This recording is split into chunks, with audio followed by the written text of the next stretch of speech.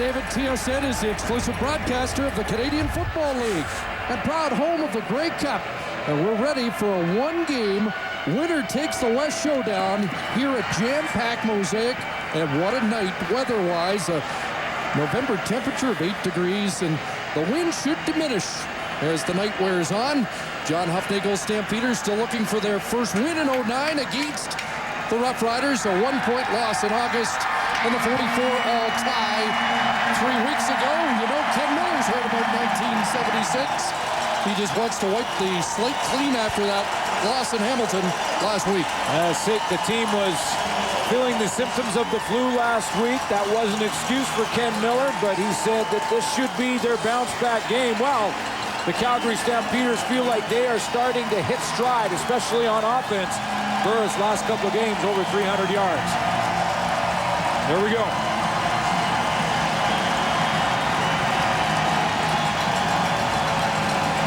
Winner avoids a semifinal joust with the Edmonton Eskimos. It'll be Jason Armstead from his 13. And Armstead taken down across the 25-yard line. 15 yards on the return. Rob Cote, one of the first men down on kick cover for Calgary. And Darian Durant, coming off his worst start of the year, leads the Rider offense out. Yes, he was. You heard Dave Randorf mention he threw for just 66 yards versus Hamilton last week. He's got to bounce back. Wes Cates in the backfield needs to become more involved. They get Juron Walker back at wide receiver, offensive line with Jeremy O'Day in the middle. Durant's best game of the year against Calgary, and Wes Cates will try the left side. They want to get him established quickly. And Wes Cates out across the 30-yard line, close to 5 on his first carry of the night. Defensively for the Calgary Stampeders, Jim Davis in the middle of that defensive line starting to come on as this season goes on. Tim Johnson with 49 tackles in the middle of that linebacking core, and the strength of this defense is outside at corner with Brandon Browner and Dwight Anderson. Starting lineups are brought to you by Nissan, fan and proud sponsor of the CFL. 5 for Cates, 2nd and 5, 2 backs in, and a quick hitter and a completion. Andy Fantuz with the catch and a first down up across the 40-yard line. Fantuz with a 10-catch game in that overtime tie in Calgary.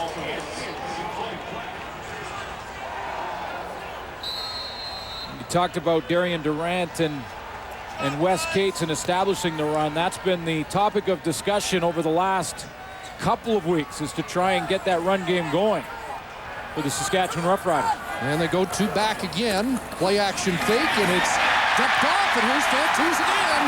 Cross midfield and drop at the Calgary 49-yard line. Slowed up by Brandon Browner. Couple of catches for Andy Fantuz, who had 10 for 149 in that 44-44 tie. Fantuz comes from left to right in the formation, out in the flat. Getzlaff out in front of him, gets a nice block to get him a couple of extra yards. Roughriders with 4 first possession touchdowns on the season.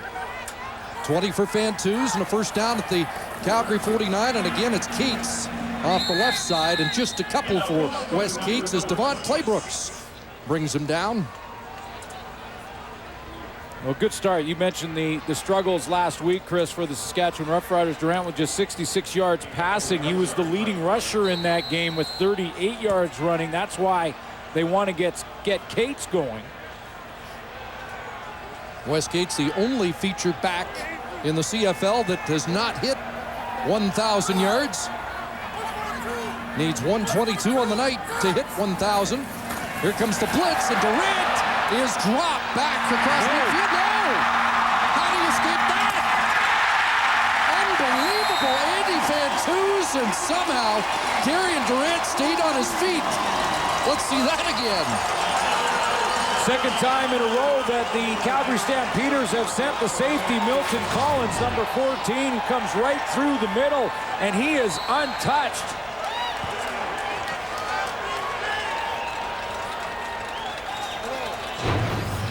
But Durant somehow shakes the tackle and makes the play. was sacked 6 times last week at Ivor Wynn and avoids a big sack here. There's Jerron Walker back in the Rough Rider lineup after missing a couple of games. He had speed on the edge, and Walker with a gain down to the 32-yard line. First place on the line here, as you mentioned off the top, Chris, and the Saskatchewan Roughriders haven't hosted the West Final since 1976. 33 years ago. Good start for Saskatchewan on offense. 2nd and 4. And again, a quick hitter, Fantuz, first down. It's methodical right now. Andy Fantuz, they're leading on. And the Rough Riders driving on their opening possession. Yes, they are, and they're going to that short side of the field. Andy Fantuz working on Shannon James this time, as they're going to walk Shannon James, the linebacker, out to cover. And if they continue to cover Andy Fantuz with the linebacker and James, they will continue to go to 83. So Darian Durant 5 for 5 out of the gate. And it's a first down on the Calgary 22. 4 receivers wide side. They toss it near side. And a flag down as Keats is brought down at the 18. And they're going to call a roughing the passer on Brandon Browner. Well, he leaves his feet and launches into Darian Durant. This is basically, we used to call this the zap technique on an option play, where the edge player, in this case... Unnecessary roughness. Calgary 27. Half the distance to the goal line. First down. In this case, it's Brandon Browner off the edge. His responsibility is quarterback. He's got to go and make Darian Durant make this pitch as quickly as he possibly can. He comes off the edge, but he launches head first and really goes helmet to helmet. That's why he draws the flag. Have to call that to protect the quarterbacks, no question. But that's the zap technique on the option. Gives the Rough Riders a 1st and goal at the Calgary 9-yard line.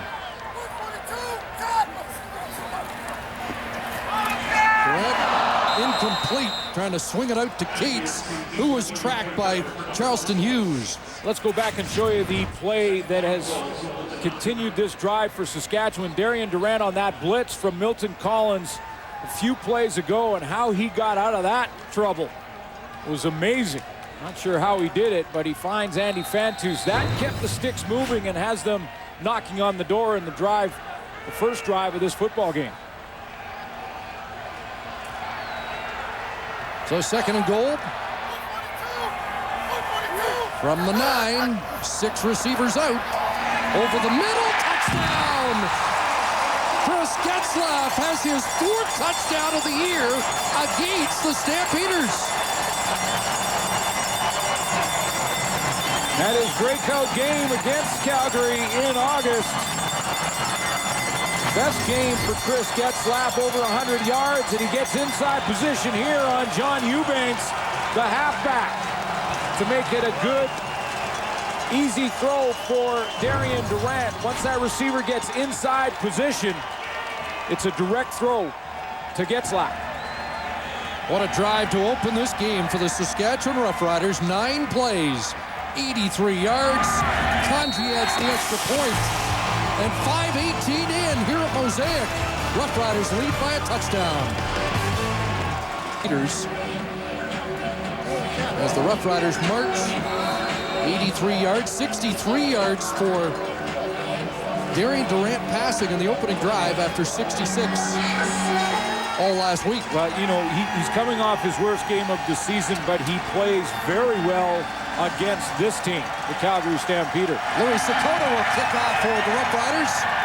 You know, it's a big game when this man is returning. Joffrey Reynolds. And Reynolds hit by a green wall. Let's go back to that touchdown and show you Chris Getzlaff on the inside post route that he beats Eubanks. He's the inside receiver between Rob Bagg and that wide receiver to the outside. Look at that inside position by Getzlaff on Eubanks.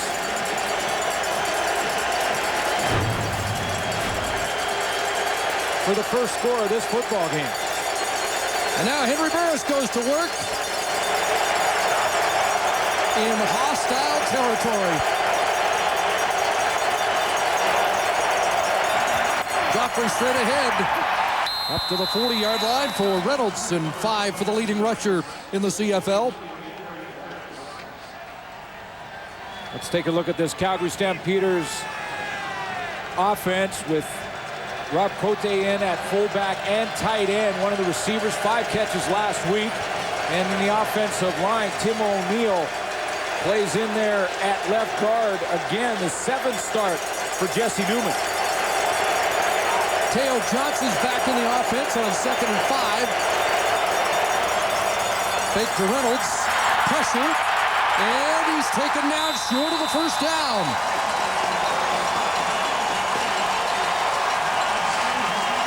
And Stevie Baggs got in there as well. Fired up, 11 sacks on the season for Stevie Baggs. Looks like that same zone read play the Calgary Stampeders run so often, and it gives Henry Burris a lot of options. He just did not have an open receiver to the short side of the field, and rather than force a mistake, he'll punt the football. But the Stamps open with a 2-and-out, and Jason Armstead drops deep. Burke Dales with a 45.8-yard average.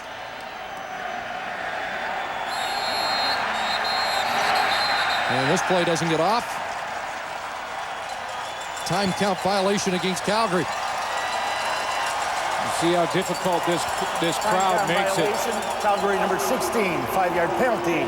Still 3rd down. I think more than any stadium in the entire country, it's awful tough on the offenses from the opposition when they come into Mosaic Stadium. They turn up the volume here, and also on the teams, and that's why you get these procedure calls, because it's so tough to communicate.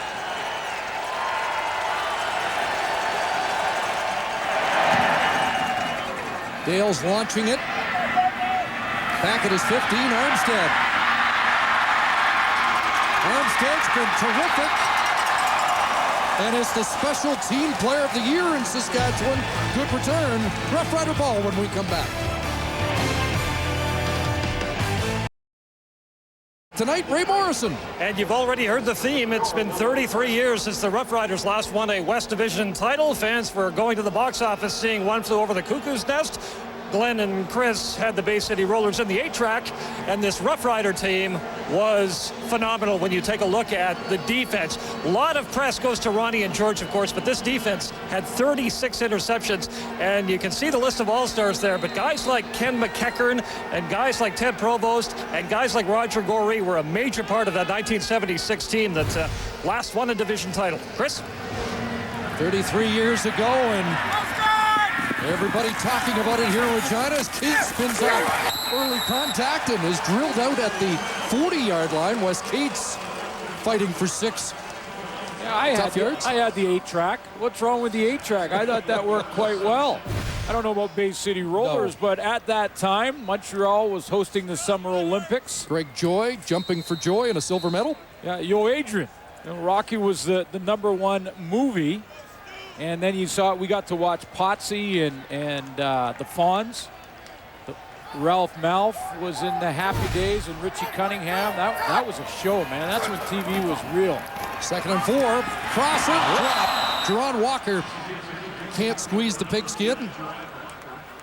And the Rough Riders will have to kick it away. The Rockies kind of went down from that first one, but that was a long time ago, and that's what the Saskatchewan Roughriders have their sights on. Of course, the Calgary Stampeders win, and they host and get to stay at home with one chance in one game to stay at home for the Grey Cup. Funny, because you don't usually like to bring up 76 in Saskatchewan because it didn't end well. Didn't finish well. Sakota with a good kick. Marcus Howell, who was deflated by Kutwana Jones the last time they played, is hit hard there by the top rookie for the Rough Riders, Jarrell Freeman.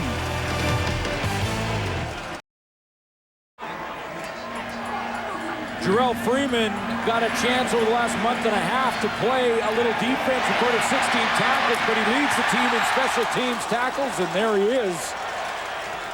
First man down the field, the arrow.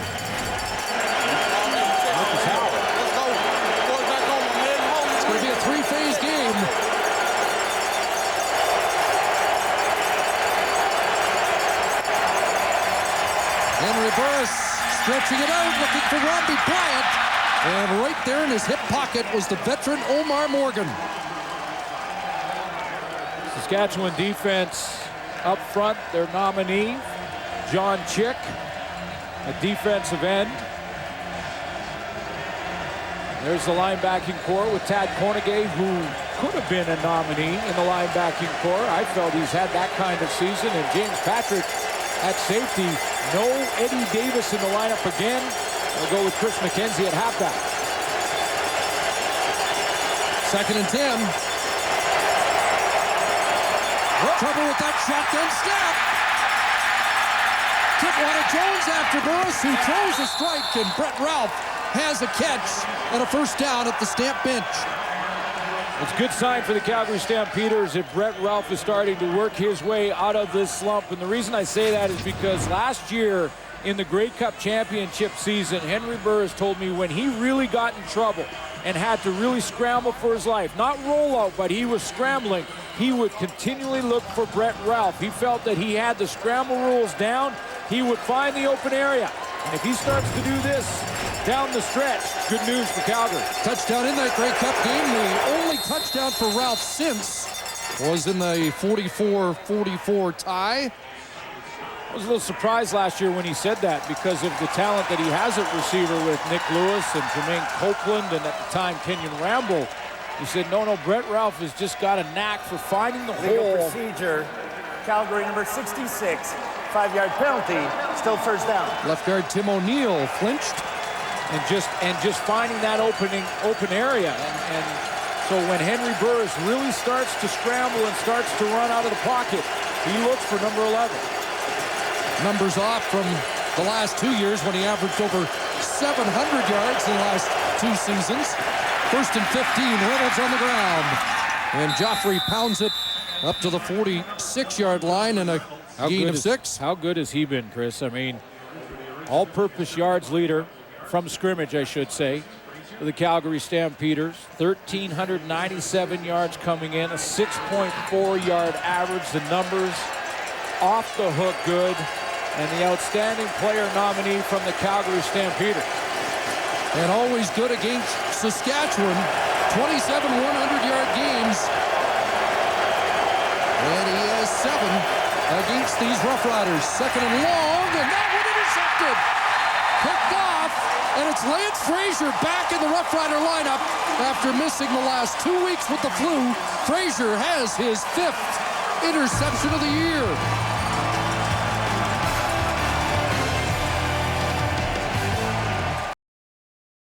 His interception total of a year ago with number 5 in 2009. And second against Calgary Stampeders this year, and he baits Henry Burris. He tries to show a zone coverage and then slides right underneath that throw. First interception for Burris in 3 weeks. And Wes Keats slowed up in the backfield and dropped behind the line of scrimmage at midfield. Watch how Lance Frazier's going to show that he's going outside to the flat in this coverage right here. He's right here at halfback, and he's going to make Henry Burris believe that he's heading in this direction, then put the brakes on, stop, and fall right underneath that throw.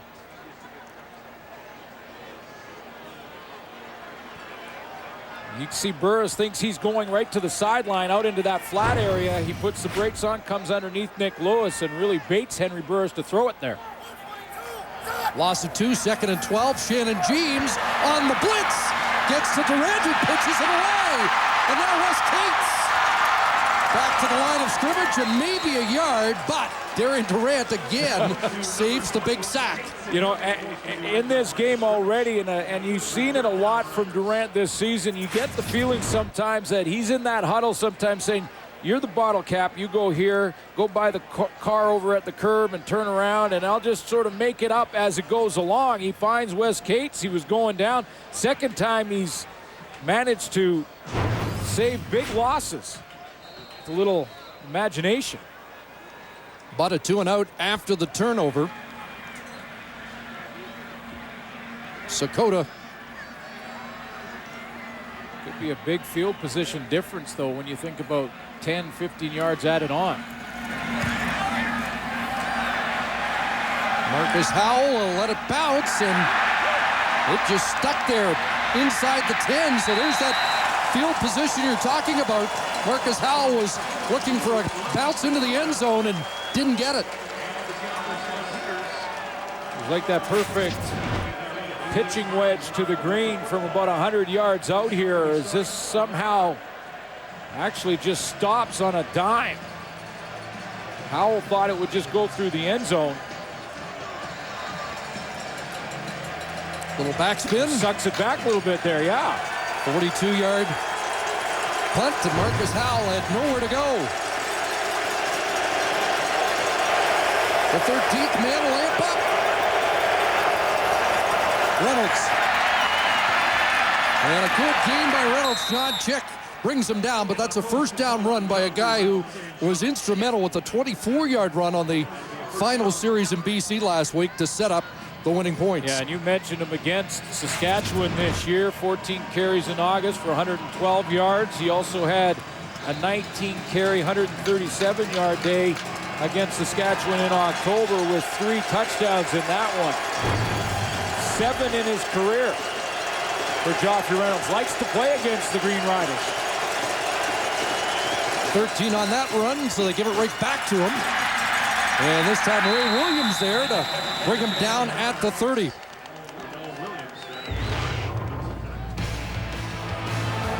Here's the October 17th game, and he had a big game, especially late. Zone read play, they run so well. 3 touchdowns in that game. The most outstanding player nominee from the Calgary Stampeders. Only 2 Stamps in history have won back-to-back rushing titles. James Sykes and Lavelle Coleman. Joffrey Reynolds poised to become the 3rd. Second down, a pump. And Burris looking downfield. He's got to take off, stretching out, looking for that first down stick. And it is a first down for Calgary. Pretty good disguise here by linebacker Mike McCullough, who will play off and on in that defense. There he is, 45. Watch how he buries himself in the line of scrimmage, and on a snap of the ball, he slides right over to the throwing lane that Henry Burris wants to go to. Burris sees him there and decides, rather than force something, he's going to try and pick it up on his own. Burris 9th in league rushing, and against Saskatchewan, 10 carries, 74 yards in the first 2 meetings. They stay on the ground, and Reynolds with another first down run, or close, as he is hit right at the first down stick. You know, and the movement in the defense for the Saskatchewan Roughriders, I truly believe, can be tough when you're trying to throw the ball, because all that movement makes it awful difficult for the offensive line to protect. However, it can be vulnerable when you're moving and leaving gaps on defense to the run game. Took a 103-yard lead into the final weekend over Fred Reed, and has 30 so far. Demetrius Summers checks in now, and Summers takes the handoff, tries to get outside, and he's dropped by the middle linebacker Ray Williams at the 50, and Summers close to 3.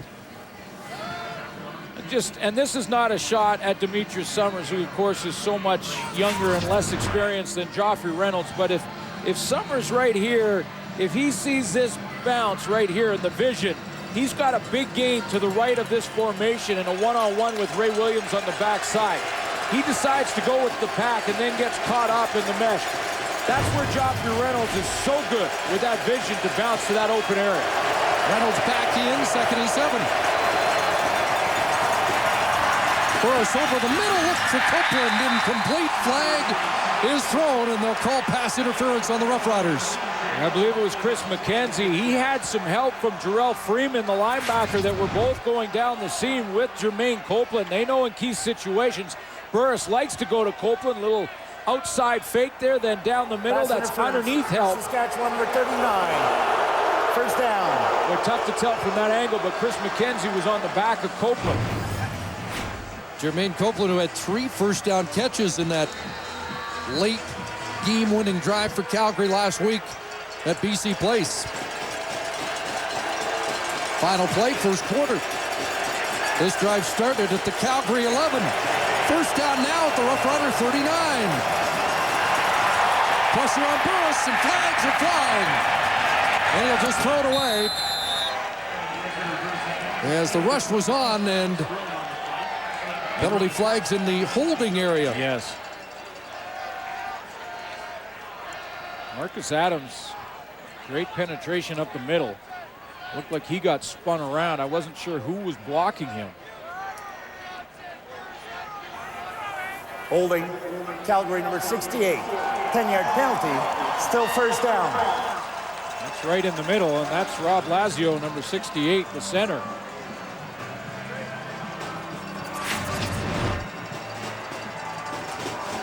Rob Lazio. And number 51, Marcus Adams, tries to cut back between the two, and you can see he grabbed and spun him around. Lazio, the former Rough Rider, traded for Wes Keats. First and 20. And on the ground for Reynolds, who doesn't get anywhere. There's John Check. And that is the end of the opening quarter. And the home side with the lead by a touchdown. Tim Hortons, always fresh, always. A good start for Saskatchewan Roughriders. A lot of their offensive yardage came in that very first drive, and they needed that drive to bounce back from the Hamilton game a week ago. And for Calgary offensively, Chris, it's just so difficult to get into a rhythm at Mosaic Stadium with this crowd. They make it very difficult to audible at the line of scrimmage and communicate. But Calgary's defense did dig in, because there's actually negative yardage for Saskatchewan since the opening drive. But I think everybody wondered what kind of bounce back we'd see from the Rough Riders after last week. They really needed to come back in that first series. They did, and a lot of it rests on the shoulders of Darian Durant, who made a couple of big plays, and that one to escape Milton Collins on the safety blitz was the one that extended the drive, and it really did make a statement. See if Calgary can extend their drive. Second and long. Second and 22. And Burris throws over the middle, and that caught by Copeland close to the original line of scrimmage, and it'll be third down. And it looks like the Calgary Stampeders may be on to something here, and what I mean by that is they're looking into that matchup where they get Chris McKenzie, and they're trying to get Jermaine Copeland so far on Chris McKenzie, who is the replacement for the veteran Eddie Davis. That's about the third play in a row that Henry Burris has looked to that side, and the first completion in front of him, and he also has the pass interference call. Stamps will work into the wind in this second quarter and will not try a 47-yarder. Doesn't look like the breeze is really substantial. They're just playing the field position game. And that one going for the corner, and it's going to reach the end zone. So not what Burt Dales had intended. And Dale's taken out at the sidelines. That was Jason Claremont, yes. And Burke Dales going at it. And Claremont threw Dales, Chris, right into the cameras down on the sideline. And he didn't like it much. You have to have one player responsible for the kicker, and just in case he goes down and tries to recover the football in the end zone, and Claremont just roughs him up and takes him right out of the field of play.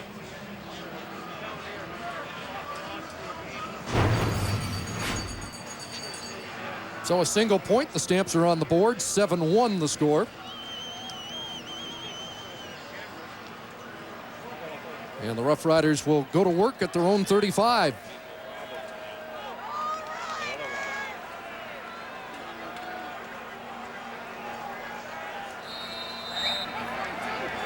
Double tight end formation. And he's going to go long. Looking for Armstead, and overthrows the intended target, who had a step on Brandon Browner. So a good start tonight for Saskatchewan, something Darian Durant was looking for after falling behind in the last two games against Calgary. I think we have to come out, start fast, and let's see if they have the type of firepower to keep up with us. You know, the games that we've made comebacks in, we've been down the whole game pretty much. So let's see if we can flip that around this week, and let's get up and let's see how they play from behind and see if it's a different story. Here comes the blitz over the middle. It's a completion. Johnny Quinn across midfield. Well, they got the quick start, and now they're trying to follow up here early in the second quarter. Great recognition here from Darian Durant to see right here Carpenter up in the line of scrimmage and the voided area in behind him. When he sees that, he knows he's got one receiver, and Quinn going to the middle and attacking that part of the field. He sits down, and good pickup. Recognition from Durant. 24 yards for Johnny Quinn, who had a touchdown in the overtime win against BC. And now Cates finds a little running room down to the 46. Tim Johnson, the middle linebacker, with the tackle for Calgary. Just to follow up on Darian Durant talking about having to come back in Calgary. They did not lead in the overtime game until the second round of overtime. It was a lot of football, 88 points on the board, and they didn't lead until their last touchdown. Then, of course, Calgary matched. Tie it up. Had Saskatchewan won that game, this would not have been for first. The Roughriders would have had the tiebreaker by winning the first two, but that tie kept Calgary alive here in the battle for first as Andy Fantuz has his 5th catch of the game. Boy, there's a subtle difference between a good receiver and being a great receiver. And watch one of them from Andy Fantuz here. He's going to push his defensive back deep.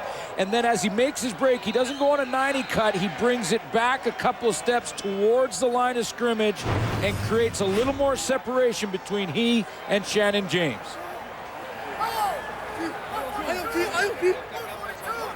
11 more for Fantuz. Here's Durant rolling and looks for Rob Bagg. That's incomplete. Pass delivered low, and Bagg unable to make the catch off his shoe tops. Yeah, and just enough pressure there from Tate George from the Calgary Stampeders to make it a little bit more difficult for Darian Durant to get into that throw, to really turn his shoulders and get there. To the right of your screen here, number 91 steps up the field and is in chase, and Durant just can't get his shoulders around to get enough into it.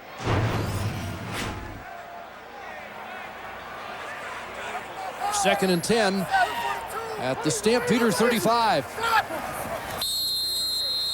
And some movement there.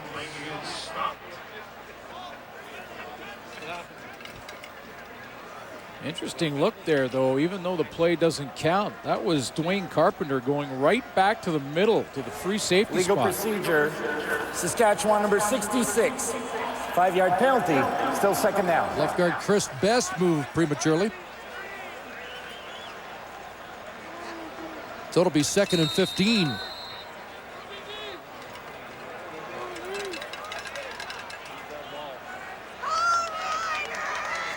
Roughriders on the cusp of field goal range here.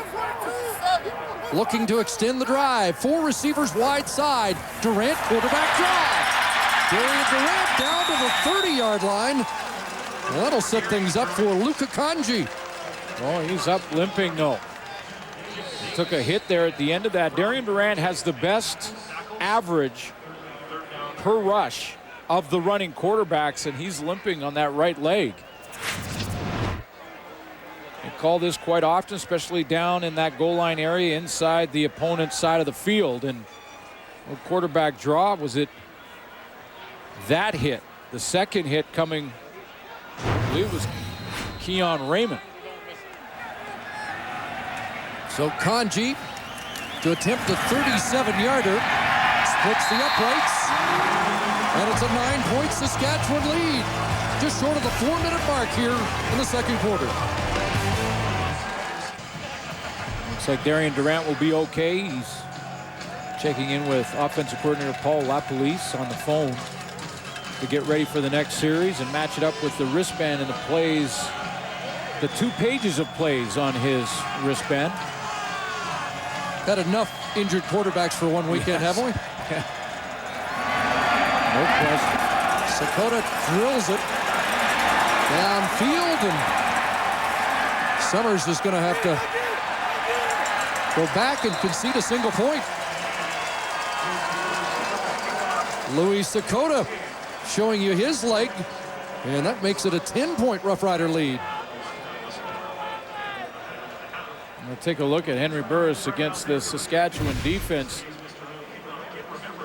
14 games, 23 touchdowns to just 10 interceptions.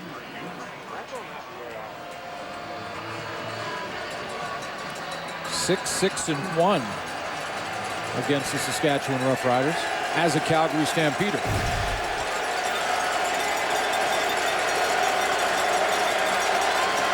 Stamps start at their 35. Burris rolls with pressure, gets it away, incomplete. Robbie Bryant, the intended target. Bryant coming off a couple of big games. In fact, 3 100-yard games in his last 4, but in his last 2, 13 catches, 330 yards. He's really stepped up, and one of the ways he has done that is by becoming a real weapon down the field.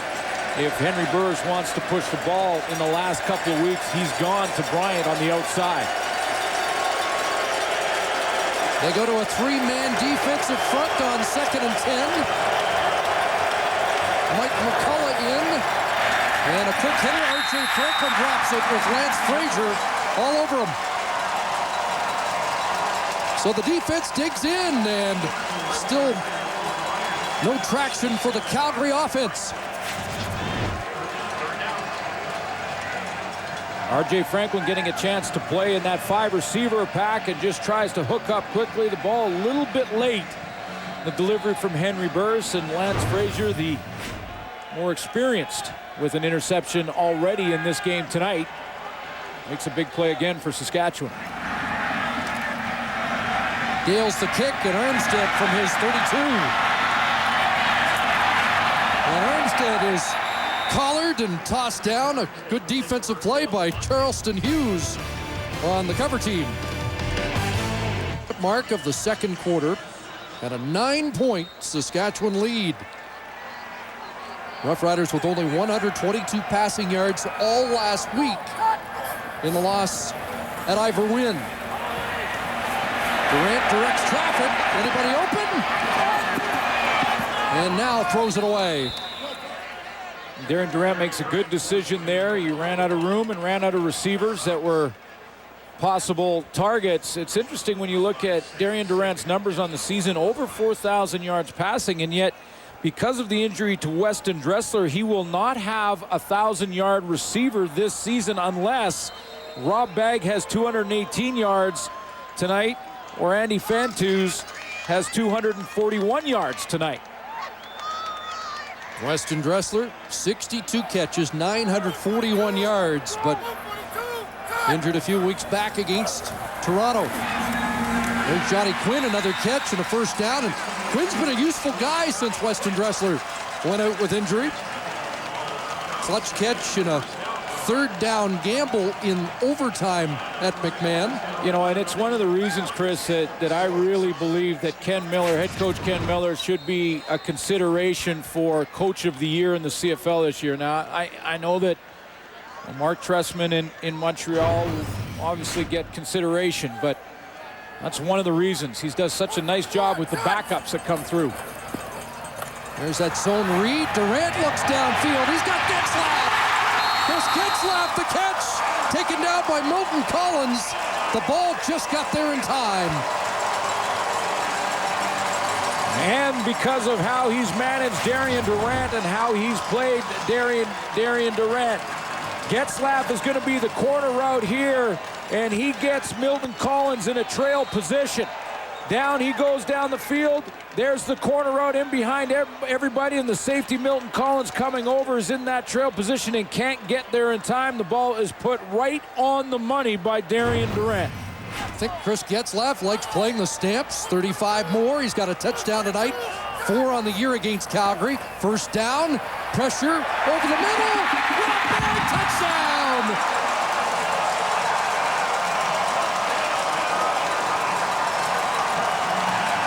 Darren Durant to Rob Bagg, and the Roughriders bolt to a big lead. Well, that's back-to-back deep throws from Darren Durant. In order to do that, you have to have protection up front. Watch the big boys take care of business right here as they just lock it down in the front for Darren Durant, give him plenty of time. No penetration from the Calgary defensive line. An excellent throwing lane. He throws it up and over the top. Rob Bagg had inside position and was wide open. 5th touchdown catch of the year for Bagg. And Durant, 4 for 4, 72 yards on a drive that puts Saskatchewan up by 17. Up front, and watch Keon Raymond. He's the blitzer from the secondary for the Calgary Stampeders, but comes from way too far back. He disguises too long. That 5-yard run costs this team a touchdown throw. Protection up front was there, and Tay George is trying to hold the tackle so that Keon Raymond can come clean from the outside, but he held his disguise way too long, and because of that, Darian Durant had lots of time to go to Rob Bagg. Well, you heard Darian Durant earlier say they wanted to put Calgary in a trail position. See how they'd respond. We'll find out. Sakota puts it over Summers again, and this one will roll out. And they'll spot the ball at the 25. And Henry Burris has to kickstart this Calgary offense. 5th possession. They've had 3 punts and an interception. Well, when George Cortez has had a little success in this game tonight, it's been because he's got Joffrey Reynolds involved on 1st down and got his team in manageable situations in 2nd down. You get 2nd and long against a defensive front that continues to move and is tough to block and put you in a bind. Can they stay on the ground? Down by 17. Henry Burris passes that underneath. And the catch by Nick Lewis, who fights his way close to a 1st down. 12th catch of the year for Lewis against Saskatchewan. You know, it's one thing that, you know, we talk about both these teams, Chris, that are fighting for the bye into the final and home field in the West Final. Calgary Stampeders are also trying to avoid having to come back here should they play in that semifinal and win. The Edmonton Eskimos, the Calgary Stampeders, if Saskatchewan wins, one of these teams have to come back and play the final in this environment.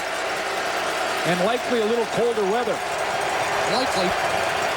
2nd and short. And Reynolds has a 1st down and a lot more. Taken down across the 45, and Reynolds looks dangerous so far tonight. Stevie Bagg started way outside and starts to move in like this, and when he does, it gets him a little bit out of position. That's what I'm talking about with this movement up front in the front 7 of Saskatchewan's defense. It's tough to block in the passing game, but the run game can take advantage of it a little bit when they move around and move themselves out of position at times. 13 for Reynolds, 7 for 52 in the game. There's the zone read. Burris gets tracked, goes downfield, and a good catch there by Nick Lewis. Well, that's all Henry Burris there. First of all, in the decision not to give the ball on the zone read to Joffrey Reynolds, because Marcus Adams had got penetration up the middle, so Reynolds was not the option here, but he makes that quick decision. It's a good one. So he starts with that zone read.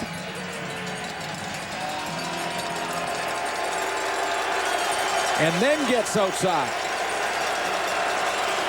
23 for Nick Lewis. 20 away from another 1,000-yard season, and here's Reynolds. Broke a tackle. Down to the 34. 8 times a 100-yard rusher this season, and the Stamps 5-2-1 when he hits the century mark.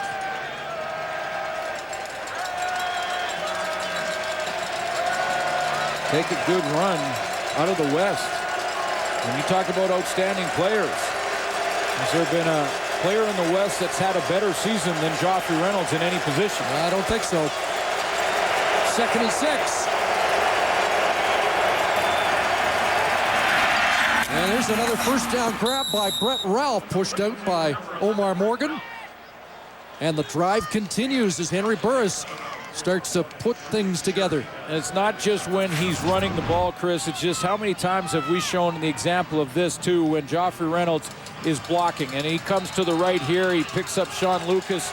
He doesn't allow any linebacker penetration, any linebacker blitz get in the face of Henry Burris, so he can complete that ball out there to Brett Ralph. 6th play of the drive. It's chewed up 61 yards. Burris steps up. Over the middle, it's caught. Inside the 5, Jermaine Copeland. And Jermaine Copeland's got to go back to the huddle and just say thanks to Henry Burris a little bit, because if Henry Burris puts this ball a little bit slower, higher, or a little bit more to the middle, and there's going to be a massive collision over the middle on Jermaine Copeland, but he throws a nice dart right in his stomach so that Copeland gets a second just to be able to absorb the contact coming from the outside of Chris McKenzie. That's when your quarterback saves you a few bumps and bruises right there. Stampeders have to burn a timeout. Seem to be some confusion with their linemen. They like to go with tight end down at this, or the big team, the elephant team. And one of those elephants is the middle linebacker, Tim Johnson.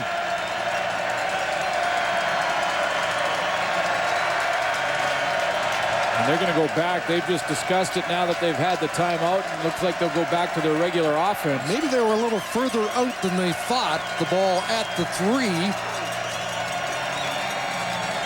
And maybe that jumbo team came on with the coaching staff feeling the ball was spotted inside the 2.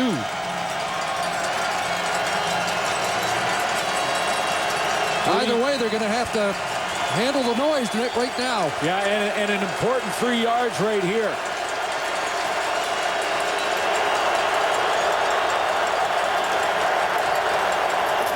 Joffrey Reynolds, met by Stevie Baggs, but was able to surge forward down to about 1.5 yards out. That's what a good running back does for you. That's what a great running back does for you, because good ones would be caught in the backfield. Great ones get that 2 yards after contact. I don't think Stevie Baggs, who weighs about 250 pounds, can play this defensively any better. I mean, he is there in the hole. Great form tackle, lowers his hips, drives through Reynolds, who still picks up 2. Stamps the best team in the red zone this year at 68%, scoring touchdowns. Second and goal, Burris straight ahead behind Rob Lazio, touchdown. Big surge by that offensive line and a critical touchdown for the Stampeders with under 4 minutes to go in the first half. Well, it was almost mandatory. They had to have it. I mean, going in at half, they don't score a major here. Saskatchewan gets any more points, and this one really starts to slip away on Calgary. But this is a huge touchdown, a huge drive by Henry Burris. Take you back to the West Final and the Grey Cup last year when this team trailed and needed a scoring march late in the first half just to get some momentum. They have it now. 8 plays, 85 yards. And Henry Burris has his 11th touchdown of the season. You know, that's what part of the maturing process for Henry Burris and how far he's come, because, you know, early in his career, that beginning of games where he was struggling, and the wheels would start to fall off, but he just sort of maintains his poise. He's in hostile environment at Mosaic Stadium. Didn't get off to a good start in the first quarter, but continued to hang around. Didn't turn the ball over, but for 1 touchdown, or excuse me, interception, and now has the Calgary Stampeders right back in it.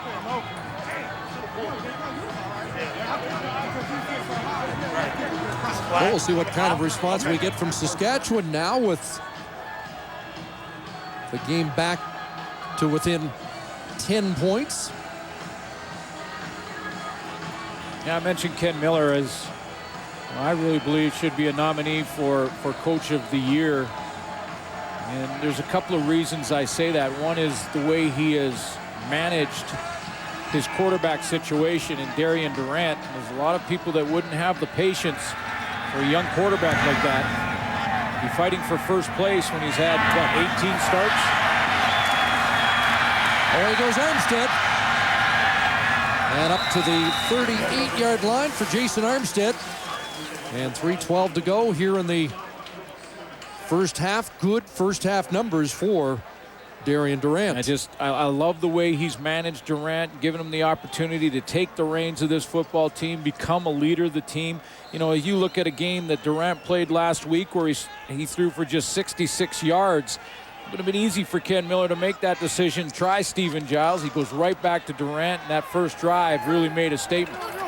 Manufactured only 5 first downs last week. Hands it off. Wes Cates close to the 40, and he's taken down by Big Jim Davis. And that takes us to the 3-minute warning first half in this showdown in the Wild West. 2 minutes, 52 seconds remaining here in the first half in this battle for first place in the West. Then we'll check in with the panel. Rona at the half, and we've got something to sink their teeth into after a couple of blowout games to start the weekend. Sometimes I think the sky is green here, too, at times. Well, enough about your post-game festivities. 2nd and 7. Quick hitter knocked down right back to Durant. So does he get a catch for that? He gets a throw and a catch. He doesn't get to throw it again.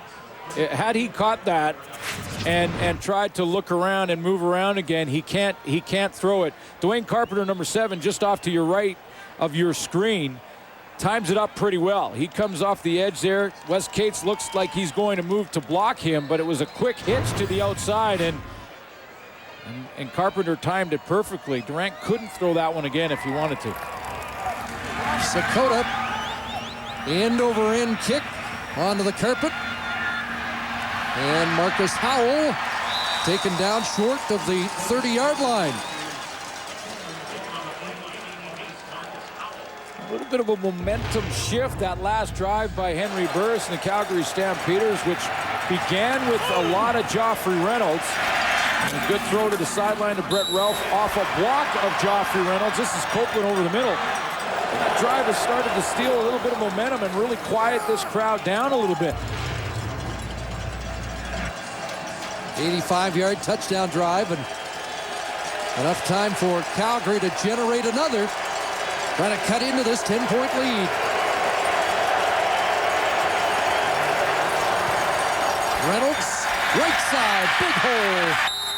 Tad Cornegay the stop, but Joffrey Reynolds up near another first down at the 38. You know, the word that comes to mind for me with Reynolds this season has been his confidence. I mean, it seems to me that even though Joffrey Reynolds is in his 6th season with the Calgary Stampeders, he is at an all-time high with regards to his confidence level. He hits the hole with such authority and such a sprint. It just seems like he is so sure of exactly where he wants to go. And that vision is amazing. I mean, Joffrey Reynolds, with the help of Dave Dickinson as his running back coach, has taken a completely new level of confidence to his game. Talked about recognizing defensive schemes better because of Dave Dickinson. You see he's just short of a first down. Dimitri Sumpas with a big block on that last run. The top Canadian for the Calgary Stampeders, the second-year right guard.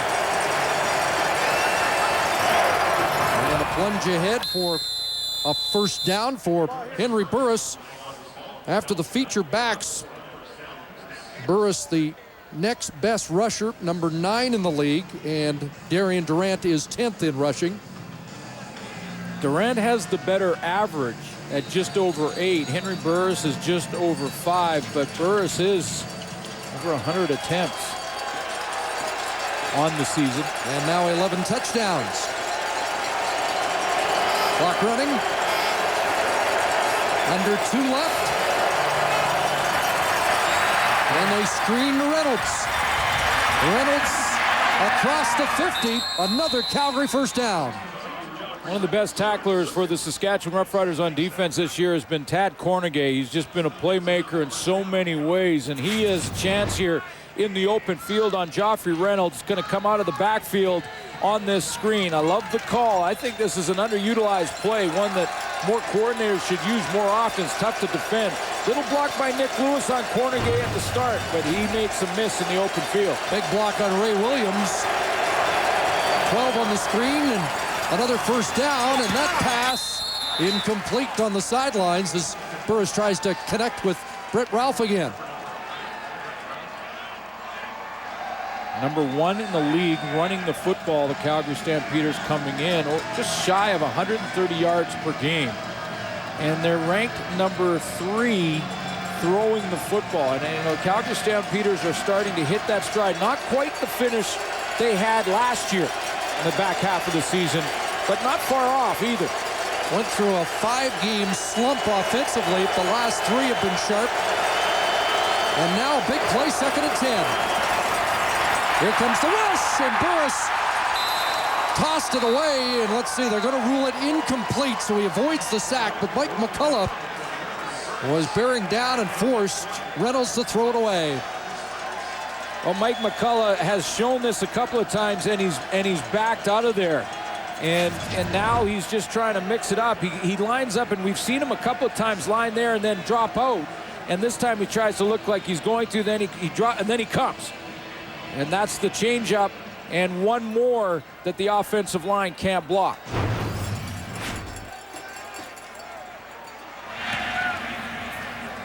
Bert Dales to Armstead. And Armstead snowed under at the 23-yard line. Well, the CFL on TSN will wrap up the regular season tomorrow. That crucial matchup between Winnipeg and the Tiger Cats. I guess the Lions are watching.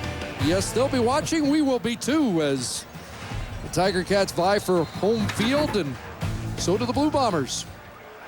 Now, if Winnipeg wins, they're in. And they will host the Hamilton Tiger Cats. If Hamilton wins, Winnipeg is out. The Lions cross over.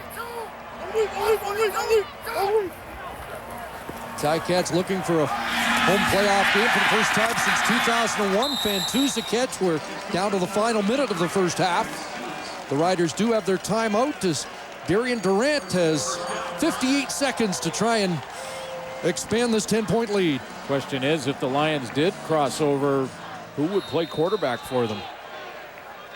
Well, we reported last night that the thumb of Casey Printers was broken, and we're now getting different information, and even the suggestion Printers could play next week. That's unofficial yet. Duran Walker attempt to stretching out, and he comes up empty, incomplete as he works against the top defensive player in the Stamps, Dwight Anderson. Yeah, it's interesting that Saskatchewan is actually taking a couple of runs here at the outside at Brandon Browner and Dwight Anderson. In this case, it's Anderson. This is the nominee for the Calgary Stampeders, and they're going after him. They've tried to go deep on Brandon Browner a couple times, and they've tried to go deep on Dwight Anderson. Both times the corners have done their thing. The 13th man looking for a pass interference penalty flag that was not tossed. 2nd and 10. Here comes pressure. Anybody there for Durant? He scrambles and takes off. First down.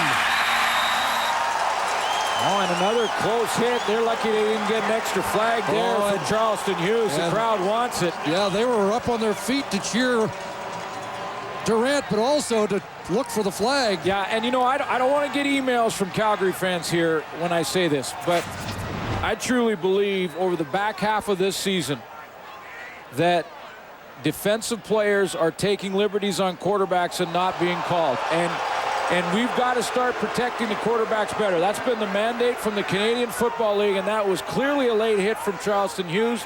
Darian Durant is down right there, and he goes down hard on him deliberately, and you've got to protect him. I mean, the bottom line is that, yes, it's tough when it happens so quickly, but throw the flag, you get a penalty, and you try and avoid it. You've got to protect the quarterbacks. You can see Rob Bagg shaking up on the play, but they threw the flag on John Chick, and this game would not be for first place. That's right. If not for that flag, and that's almost a carbon copy. Well, and you can see the little deliberate at the end Charleston Hughes gives them, right? I mean, I know you can't read intent, but you can make that call. And there's been a bunch of them. I mean, the hit on Casey Printers arguably last night was a late hit. 15-yard run for Durant, a first down. A crosser for Fantuz, who couldn't protect the football there and drops it incomplete. Took an extra run before he squeezed it and locked it up. He takes a pretty hard hit over the middle, but I just want to wrap up that point, Chris. I know, because I know there's a lot of football fans listening saying, oh, come on now, the quarterback is on the field. He can be hit like any other player. Hey, I understand that. I was a former defensive player. But the stars of the game, the mandate from the league has been to protect them, and we're not. Durant screens, and it's wide open. West Cates hurtling inside the 35, down to the 30 with 14 seconds left.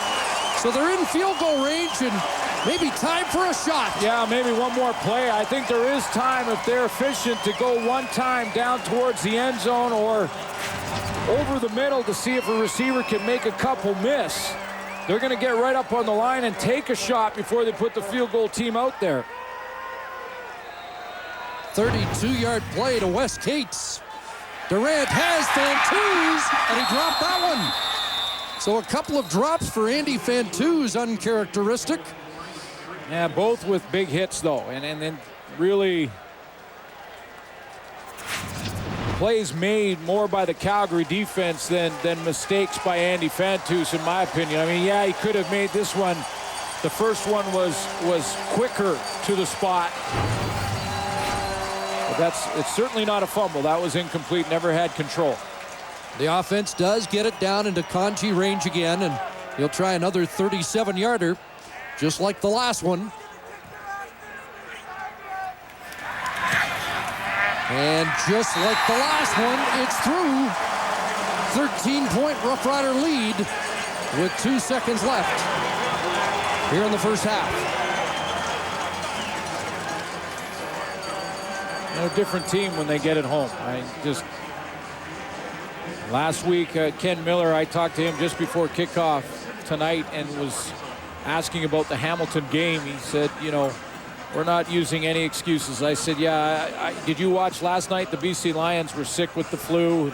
A lot of the guys on defense, he kind of smiled and said, well, I wouldn't use it as an excuse, but last week we were hit pretty hard with it in Hamilton.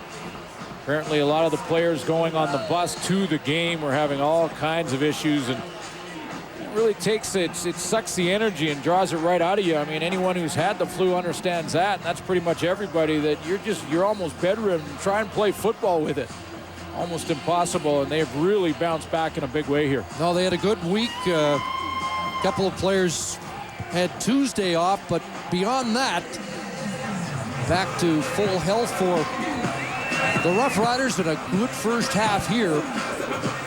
That barring something unforeseen, we'll see them take a 13-point lead to the locker room.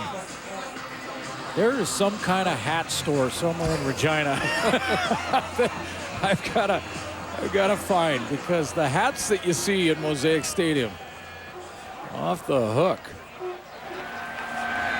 Reynolds is back deep again. It will be Summers. And what should be the final play of the first half, up to the 38. That'll do it. Darian Durant was impressive, and the Rough Riders take a 13-point lead to the dressing room at halftime.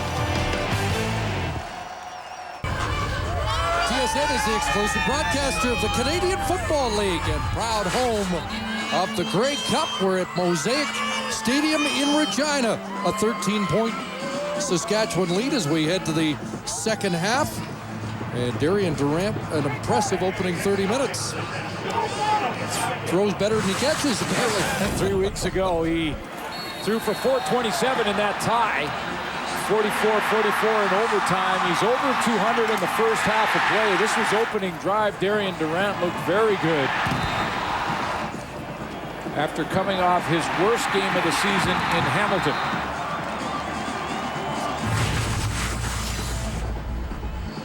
That 44-44 game, Chris Zarka had 3 touchdowns. Chris Getzlaff, Andy Fantuz had touchdowns, and Rob Bagg had a 2-point convert, all non-imports. And again tonight, they got team hair. Get the Mohawks going. Yeah. Begg and Getzlaff with touchdowns in the opening half. Dave mentioned that there's Weston Dressler who is injured, but at least showing the fashion, the playoff cuts. Dave Randorf mentioned 8-1 for the Riders when leading at the half. In the last 3 years, 27-3.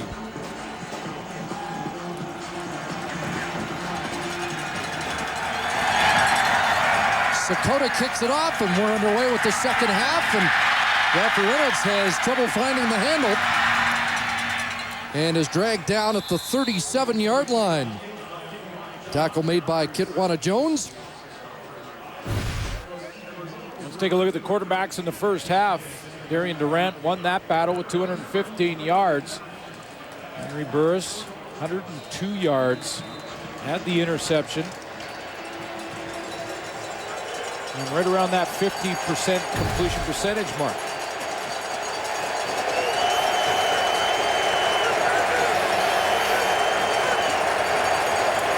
They start on the ground. And Reynolds brought down by Keith Shulligan. Hey, you heard Matt Dunnigan talk about it, Chris, at halftime, where they continue to compound Joffrey Reynolds into the line of scrimmage, even though they're down 21-8. Start of the first half, you have to maintain, stay with that game plan, and get yourself in manageable situations.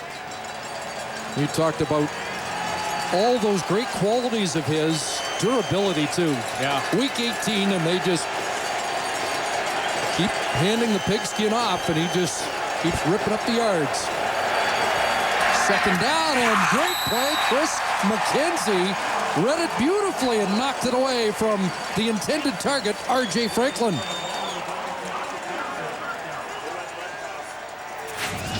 Chris McKenzie was picked on a little bit in the first half of this game. Had a pass interference call, had a couple of catches in front of him, but this time he sits in the zone and just reads it nicely. He only has one threat in front of him. He doesn't have anyone pushing him deep there, so he can jump Nick Lewis.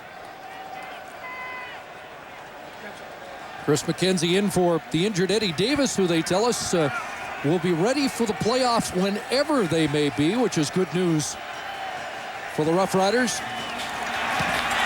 Dale's just got it away. And a good kick. Played on the one hop by Armstead and dragged down immediately by Dwayne Carpenter. Roughrider football when we come back after a 55-yard punt. Block Pacific. Worst field position start for the Roughriders on the night. They begin at their 16. And Wes Cates out to the 21 has 5. First place on the line for these two teams. The Saskatchewan Roughriders looking for their first home field Western final since '76. The Calgary Stampeders would love to host the West Final and then stay there if they can win that game for the Grey Cup Championship at home to try and repeat their title from a year ago. And you can talk about how important the bye is, and there are times when the bye has not been beneficial to the host team in that Western final. But I think it's very, very important. You get more game plan time, you get to rest up, you get to get 100% or as close to 100% healthy as you can be at that time of the season, and gear up for one game to get to the championship. And if the players weren't aware of what was at stake, Darian Durant was reminded on more than a few occasions this week. Actually, I went to Walmart a couple nights ago and was standing in line and had a couple fans come up to me and, kind of reiterate the importance of this game. And like I didn't already know, but they come up to you and they let you know that they want it just as bad as we do. And those are the type of fans you love to play for. Well, he's kept them happy so far tonight. Johnny Quinn injured, taken to the Roughriders sidelines. Here comes the blitz on 2nd and 5. Jerron Walker gets to the corner. And it's slowed up, and he'll get stopped, I think, short of the first down. Milton Collins with a good, sure tackle. When it looked like he was going to get the first down, and Johnny Quinn is being taken right to the Roughrider dressing room. Yeah, he's heading to the dressing room. First of all, Darian Durant got that play out there in a hurry. Doesn't look good for Johnny Quinn right now. He got that pass out there because Charleston Hughes was coming off the edge free, so he had to get the ball out of his hands with an unblocked defensive end. And you're right, I thought Jerron Walker had the first down. Had he not jammed his feet there, he's going to be a little bit short because of it. He had the corner. If he just kept going, I think he would have got there easily, but he looked like he might have thought to try and cut back. But watch, first of all, the recognition. Durant's got to get it out of there. Hughes coming off the edge, and now can Jerron Walker just sprint to that line and get the first down? And that jab step seemed to cost him a yard or two. Good close by Milton Collins, and now it's 3rd and a foot. We saw last night a big turnover on downs that was the TSN turning point for more than one reason in that BC Edmonton game. Yeah. And Stephen Giles comes on. It's also where Buck Pierce was injured.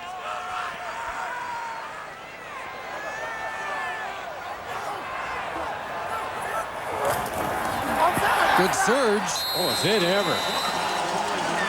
Heard somebody yell offside, and the surge was so good it almost looked like they had jumped the snap. 6'7", 310, Joel Bell, number 65. Watch how he pushes. He's working on Tay George and just drives him back.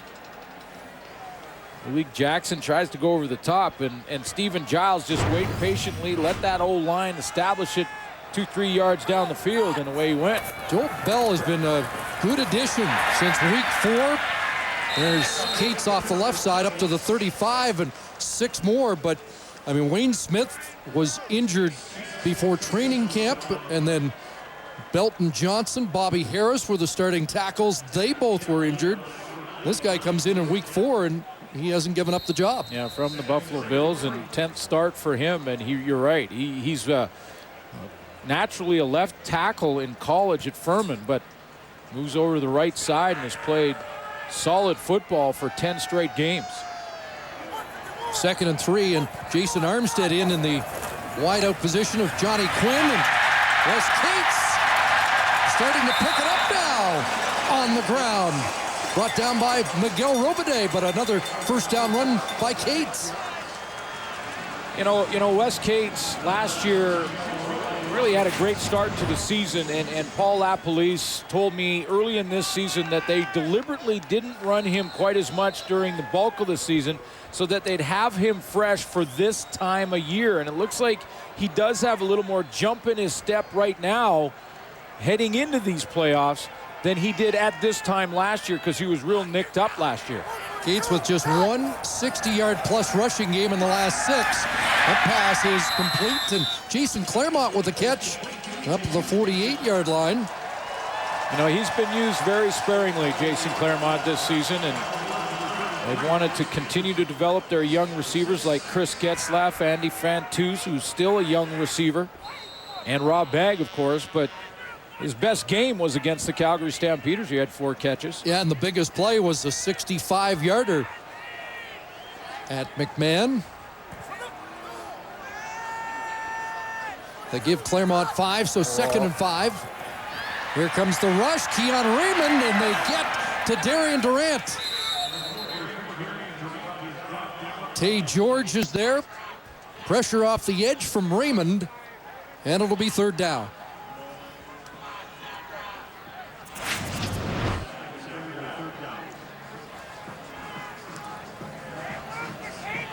We just talked about Joel Bell. Did we jinx him? Actually slid back to the inside, and he just read the play well and read where Darian Durant was trying to escape up the middle, because Joel Bell had him on the outside, and then he just slid underneath. So Sakota to kick it away. Marcus Howell at his 17 gets a block from Dwayne Carpenter and up to the 25-yard line.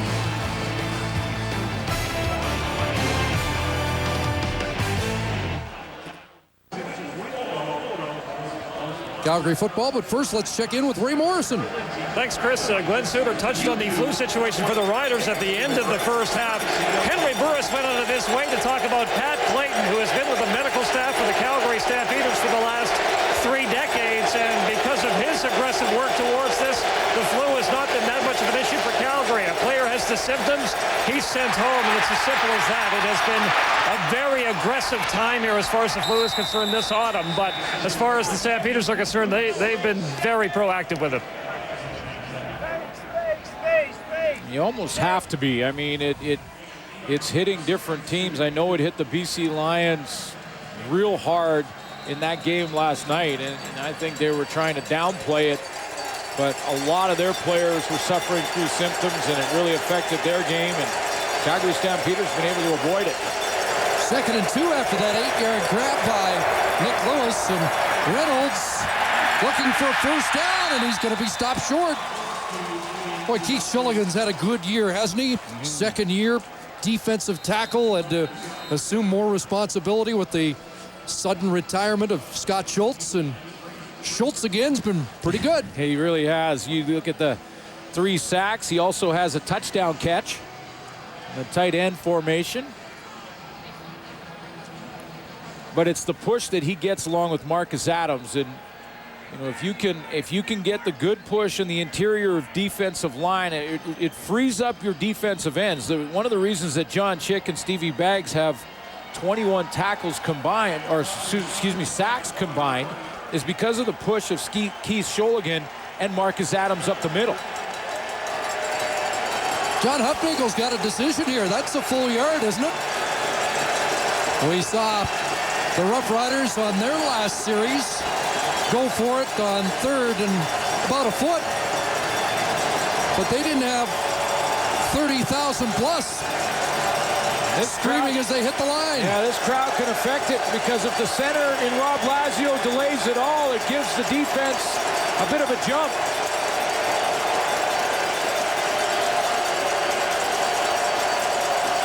Third down, Burris a push, and he's got it. Rob Lazio, Dimitri Sumpas, Tim O'Neill able to push forward and get the necessary yard.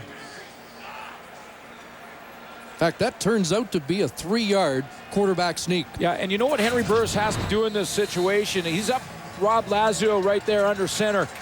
He can't even call the signals to Lazio because he can't hear. It's too deafening. So what he does is he pushes with his hands against the side of the leg of Lazio to get the ball. That's how they communicate. Reynolds straight ahead through the arm tackle of Ray Williams, and a first down up to the 50-yard line. 13 more for Joffrey Reynolds. Real important drive here for the Calgary Stampeders. That's why in the educated crowd here at Mosaic Stadium understands that. That's why they're trying to make it so difficult on Henry Burris to be able to change plays at the line of scrimmage. That's what it affects more than anything. Crowd noise affects the audibles for the offense. Good stiff arm there by Joffrey Reynolds. Up to 93 yards for Reynolds on the game. And now downfield, Copeland's got it behind Lance Frazier, and Jermaine Copeland with a big gain to the Saskatchewan 23-yard line. That's 37 to Jermaine Copeland. Copeland runs a little corner route here, and Henry Burris is gonna basically throw it on a line rather than put air under it here. The quarterback has to understand and make a quick decision here. If he puts too much air in it, Copeland's going to run out of space. He's only got about 3 yards till he gets to the sideline, so Henry Burris puts it on a rope. Copeland drags it in. Copeland started the night 5th in league receiving. 6th play of the drive. They've moved it 62 yards. Trying to cut into this lead. And Burris throws high, and it's brought down. It was tipped at the line. Like Stevie Baggs got a hand on it. A couple of interviews with Stevie Baggs about the nominee for Outstanding Defensive Player this week. And I know he wasn't in any way criticizing who was nominated in John Chick, but thought he had put together a pretty good campaign as well. That makes 2 of us. Yeah, at 3. Make it 3. And again, nothing. That's takes nothing away from the play of John Chick this year. I mean, 10 sacks, but I think, you know, where Stevie Baggs jumps out for me is, first of all, he's got so many more tackles and always seems to be around the football, but Stevie Baggs throughout the season has also played on the special teams. And sometimes I really think that is overlooked when starters and stars are playing on the teams. James Patrick, the safety, is down and getting attention, so we'll step out and be right back to Mosaic. Sunday Night Football continues tomorrow night on TSN. Tony Romo and the Cowboys head into Philadelphia to take on the Eagles. A battle for first place. Live coverage begins at 7:30 Eastern, 4:30 Pacific. There's that hat store again, looking at sombreros. There's a cowboy hat down there. You've got a fedora up there. I mean, there's a store in Regina somewhere. You can get any type of hat you want. Especially in green. Leon Mitchell for James Patrick. Here's the option toss to John Cordish, and it was read well. Chris McKenzie, that rookie for the veteran Eddie Davis, makes another defensive play. You know, sometimes you make plays defensively because you're athletic and you get to the football. Sometimes it's because you're just playing sound gap responsibility. And sometimes it's because you've watched enough game video to be able to recognize a play in a formation. And what Don Matthews used to say is play the play. And he's playing the play here. That's video recognition. 3rd and 2, so Sandro DeAngelis on. Trying to make it a 10-point game. And DeAngelis does. 21-11. Saskatchewan on top. For every sack in our game, Purelator donates the quarterback's weight in food to a local food bank. Purelator, where business is going. 1 sack tonight by the Stampeders, Tay George. Yeah, the BC Lions, I think, have taken the title. I mean, can the Calgary Stampeders make up that ground? I mean, Saskatchewan, Calgary, no way. Hamilton and Winnipeg play tomorrow. It's over. The BC Lions are champions in the sack department. I'm not hearing a lot of celebrating from the West Coast right now. No. Short kick. Calgary on it. DeAngelis comes up with it. How about that? The element of surprise. John Huffnagel pulls one out of the bag here because there was no way the Saskatchewan Roughriders would be looking for onside kick here.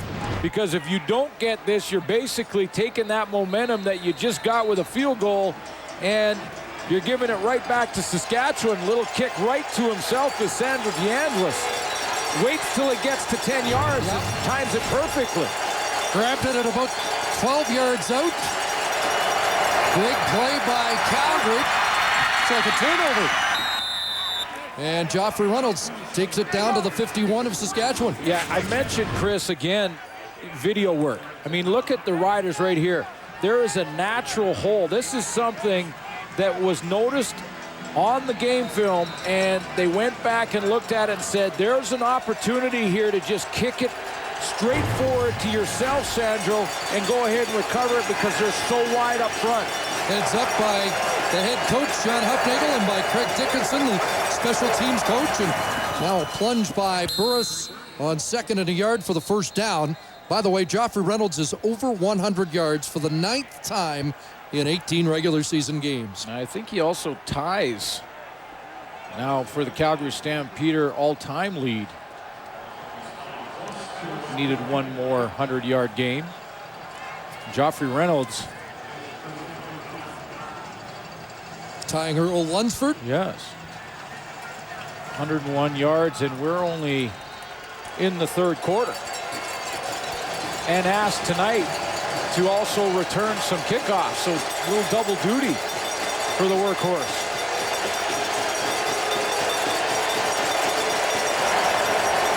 First down, Rough Rider 50. Guess who?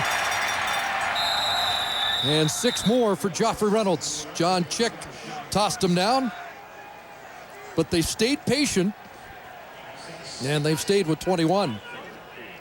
Yeah, and it all goes together too, Chris, and we saw it last night in the Edmonton BC game. I thought the Edmonton Eskimo offensive line has played their best football over the last couple of weeks, and George Cortez is getting that same sort of play out of his defensive line. They can rotate Jesse Newman, Tim O'Neill at left guard. Ben Archibald's their outstanding lineman nominee. Played tremendous. 2nd and 4. Burris a pump, and he's got a wide open Robbie Bryant. Knocked down by James Patrick, but nice execution on the pump and go to Bryant. You know, it is, and it's the second time. You remember that corner route to Jermaine Copeland when Henry Burris was running out of room, so he had to really put it on a rope to get it in between. Same thing applies here, because on the double move here by Robbie Bryant, he's got a small window, and it's right there because Patrick is closing in a hurry. If he puts more air into that ball, Patrick can make a play on it, but he puts it right in the window.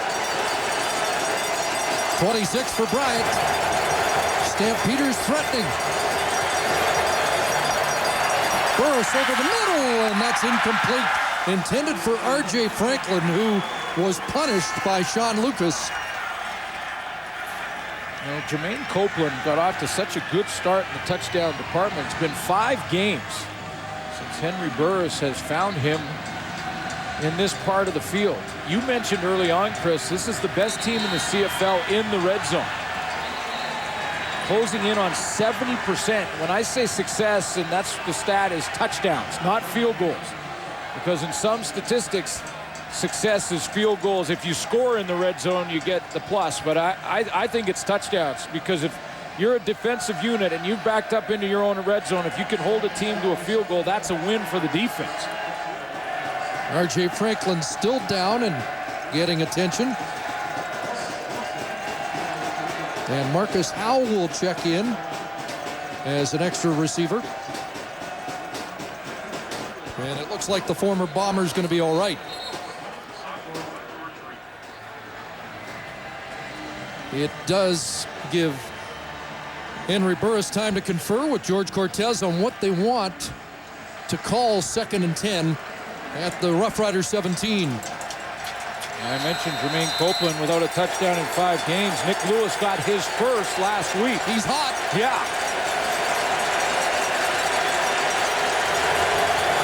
And he's closing in on 1,000 yards. This is about the range to put him over the top. 2nd and 10 and lots of time. Burris to the end zone, incomplete. Copeland wants a flag. And none are on the carpet. Yeah, so does Henry Burris. I don't know, looked like incidental contact. I think Tad Cornegay was in coverage, and James Patrick coming over the top. Cornegay looked like he may have tripped him up a little bit, but Copeland got up immediately looking for a flag and didn't get it.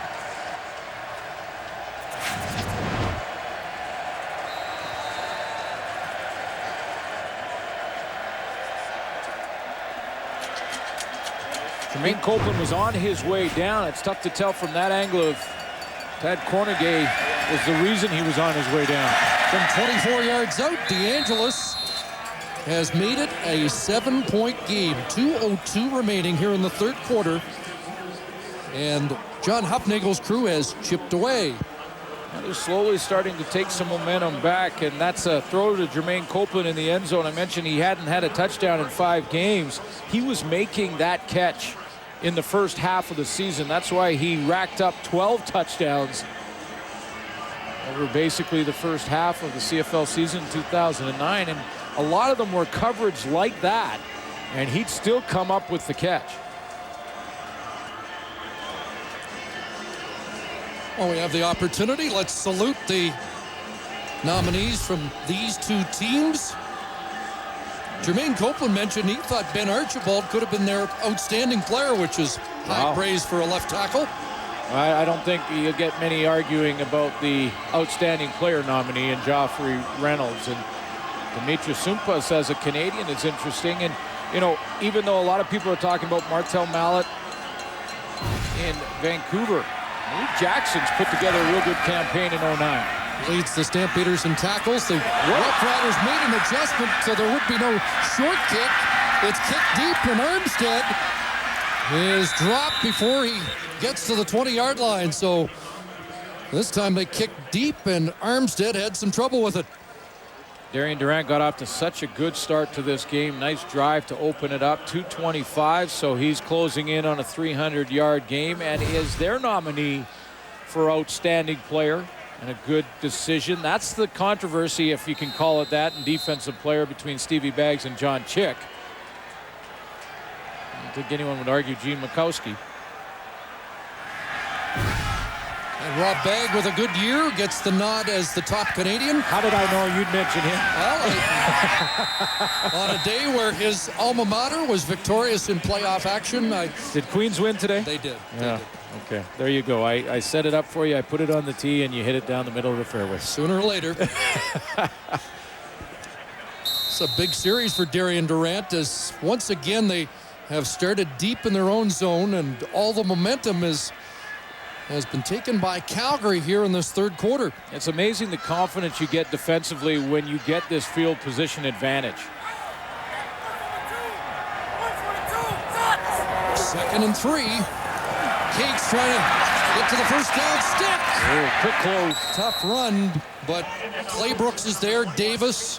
And Tim Johnson, he misses them, but he turns them into his friends, and he is there in a quick second. Watch Tim Johnson fly to this football. That's scraping to the ball outside. When you hear talk about the linebacker scraping to the hole, that's Tim Johnson. Scrapes to the outside, which is basically the C gap.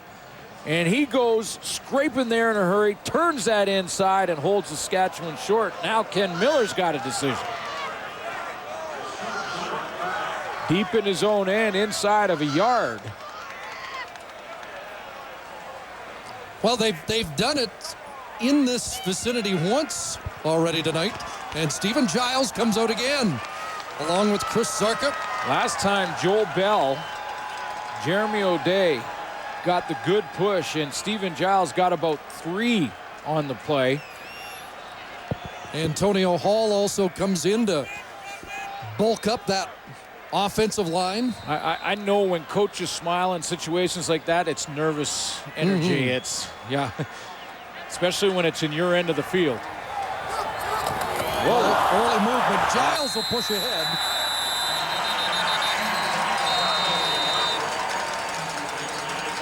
And was Calgary drawn offside or not? Jim Davis jumps, trying to sell that he was drawn off.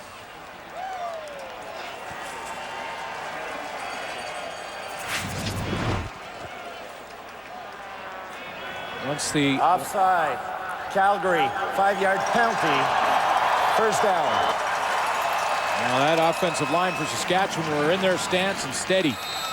There's Jim Davis. So Durant comes back in, and it is a first down at the 32. Final half minute, third quarter. Durant on a roll, and a completion. Andy Fantuz has a catch, his first of the second half, and it's a gain of 7. And one more first down, and Darian Durant has started to get that field position back. I mentioned that when you play defense and you have a team bottled up inside their own 30-yard line to start drives, you just have this confidence level that you're going to be able to shut the door on them. And the Calgary Stampeders have been able to grab some momentum because of that. But this drive, one more first down, and Darian Durant has started to work some of that field position back to Saskatchewan's advantage. Roughriders will have whatever wind advantage there is in the fourth quarter. 2nd and 3, and a completion, a first down, and back to number 83, which is usually a good thing to do. End of 3 quarters of play. 7-point game. Well, the lead was 17, but we head to the fourth quarter, and now it is just 7 with so much at stake, and the loser has to deal with Edmonton. The winner has one more win to get to the Grey Cup. Yeah, the first place and the bye to the final, and it's when these two teams play, it's close games. I mean, you go back to that 44-44 tie between these two teams. The Calgary Stampeders have chipped away. They've taken the crowd a little bit out of it, but again, a couple of first downs here by Darian Durant, and he gets that field position back. And that's really, in close games, it's a game of real estate.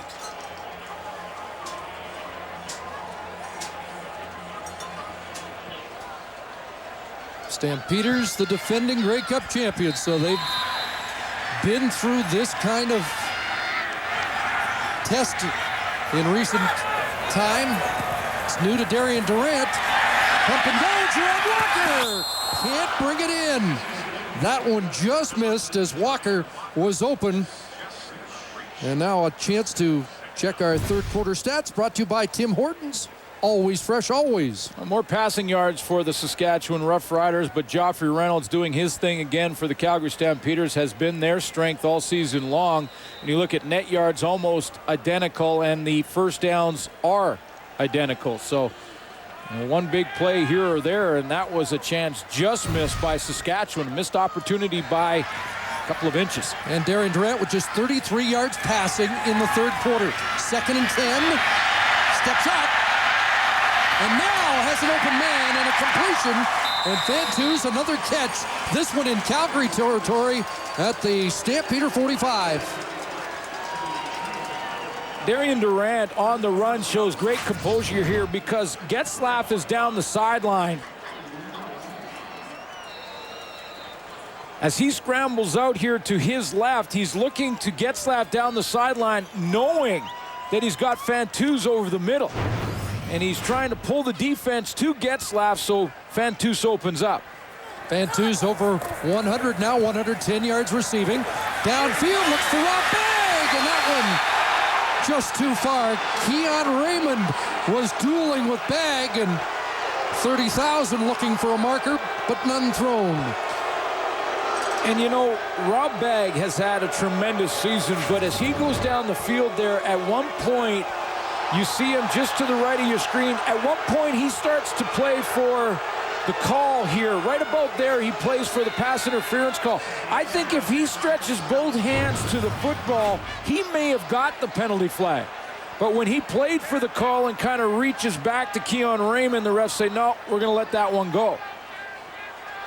Bagg with back-to-back 8-catch games prior to last week in Hamilton. Flag down, they take another shot, and this one is incomplete. Tried to go to Chris Getzlaf, and there are flags on the play. This is the fast break Saskatchewan offense. They just want to open this baby up. That's 3 straight plays in a row. Darian Durant has gone down the field. Offside. Calgary number 39. 5-yard penalty. Still 2nd down. Charleston Hughes gives Saskatchewan another play.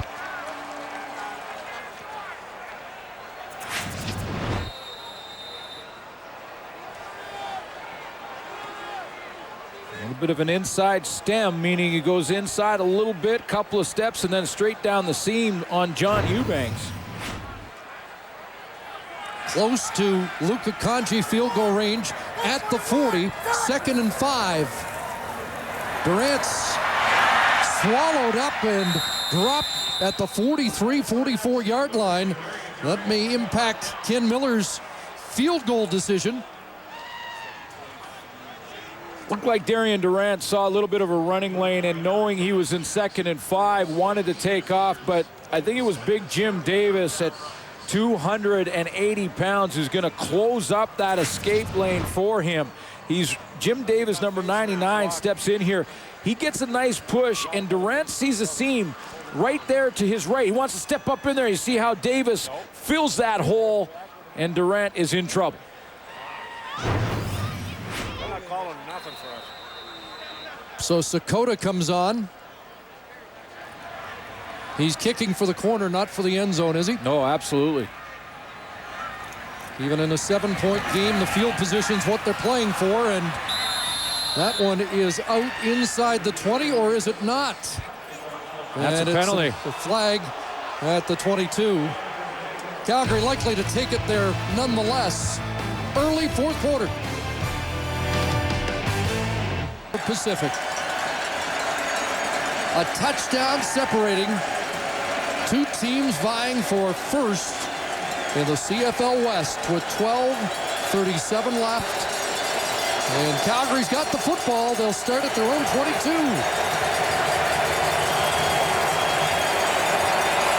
Joffrey Reynolds And Reynolds driven back as John Chick tosses him down.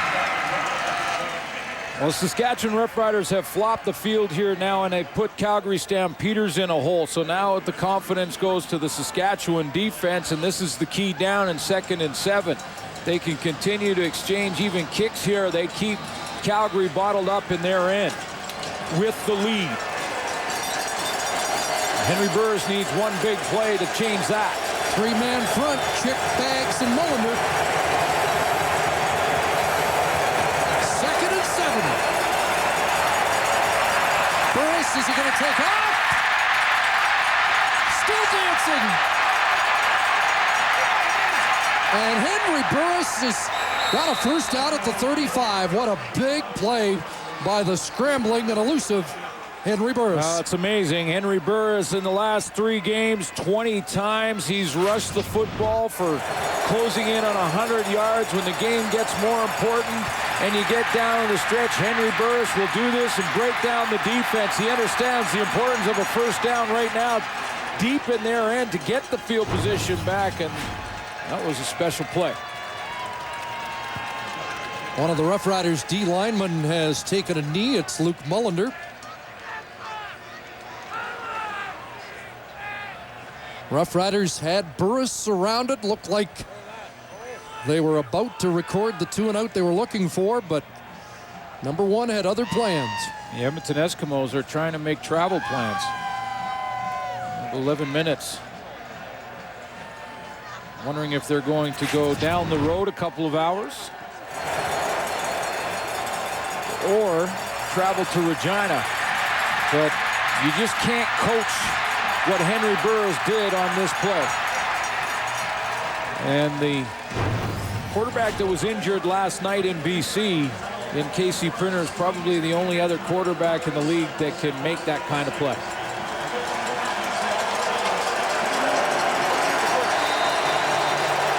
Durant can run, but it's a different type of running. 1st and 10. Rob Cote in motion. He's picked up, and Burris had nobody to throw to, and this time he is dropped, and there is Stevie Bags. It's all about precision and offense, Chris, and that time Rob Cote's motion from the right side of the formation across the formation was a little early. He jumps the gun here. When he does, it first of all, it hits the defense for Saskatchewan, but it also takes the timing away for the Calgary Stampeders. And now Henry Burris, it just breaks down for him. The wheels start flying off the play. Now the 3-man front includes Kitwana Jones. 2nd and 10. Dumped off. Reynolds broke the tackle of Mike McCullough and has another first down at the 45. Calgary Stampeders have incorporated something into their offense I think is real unique. Watch how the slot backs here, and they do it on both sides, will come to the line of scrimmage in motion. Then they'll put the brakes on. Then they'll come back and regroup. The reason they do that is so that the defense for Saskatchewan will declare. If they're going to come with any blitz, they have to show it on that first run to the line. Henry Burris using the cadence to his advantage. Under 10 minutes to go. Demetrius Summers in for Burris, and it's Summers with the football. Fresh legs and another first down as he crashes into Roughrider territory and gets up in the grill of Tad Cornegay after a push from the Roughrider Will linebacker. Well, this is just about getting the corner and then using your speed, and that's what Demetrius Summers does here. He just takes off, gets that corner, and when he gets on that corner now, he's just trying to outrun the angle of Tad Cornegay. So Calgary started at their 22. They've moved it 35 yards, and this is the 6th play of the drive. Down by a touchdown. Swung out to Summers. Flags as there was a block there that Romby Bryant provided that drew a lot of cloth onto the field. 7-point game. Calgary Stampeders driving. Now, Saskatchewan 1-1 by 1 point. And these two teams tied. Holding Calgary, number 83. 10-yard penalty. Still first down. There's Robbie Bryant. He was in on it a little bit in that last play with Tad Cornegay, and that time got the holding call. But if these two teams should tie tonight, Saskatchewan takes first place in the West Division. No. Excuse me. The Calgary Stampeders take first place in the West Division. I get it right.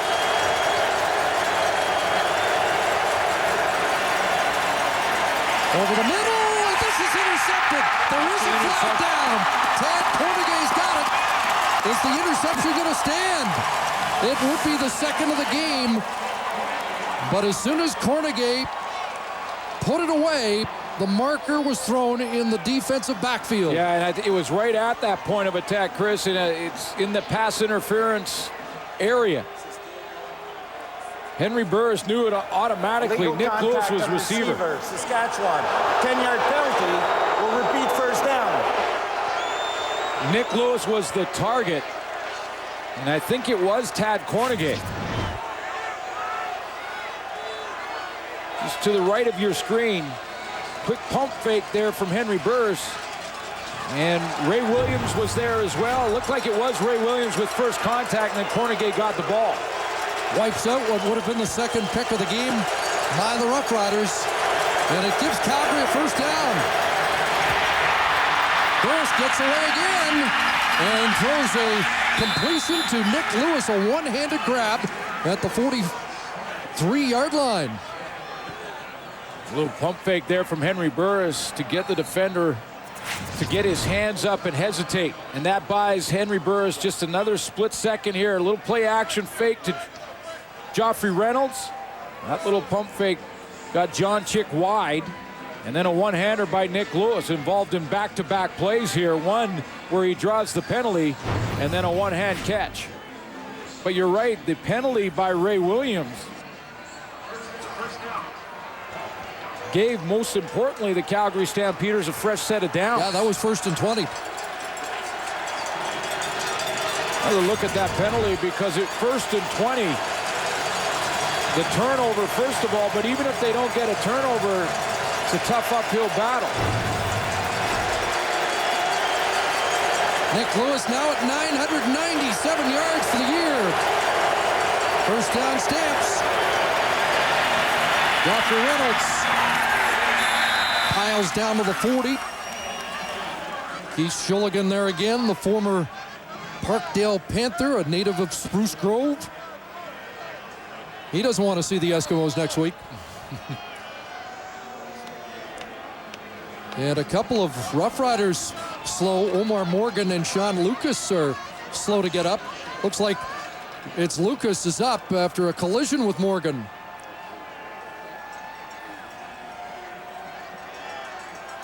Time to the key play in this drive so far, and that's the Ray Williams penalty on Nick Lewis as he gets illegal contact. Just to give you a look at it, Nick Lewis going down the seam, and Ray Williams, if he hits Lewis directly in front of him, he is allowed to protect his area, but he came out of that square and moved laterally to the side to his right to make contact with Lewis. That's why it's illegal contact.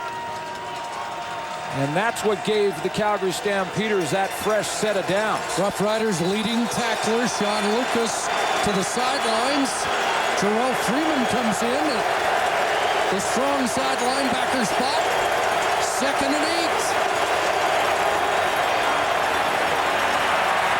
Burris runs out of time, but finds Copeland. Brought down short of the first down. Big decision here for John Hufnagel now. Good tackle by Mike McCullough, and it looks like it is going to be at least a yard short, maybe a yard and a half. Conventional wisdom would be to take the points. Lots of time left in this football game. You're going to get the ball back 3 or 4 times more probably. And I think you take the points here. Henry Burris, I think that's exactly what John Hufnagel is going to do. A real successful drive to get Calgary out of a hole in their own end.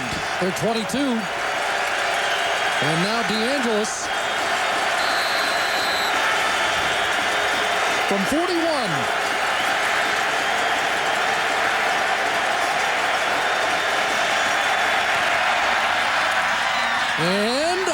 the bar. And a 1 point will be conceded. So now it's a 6-point lead.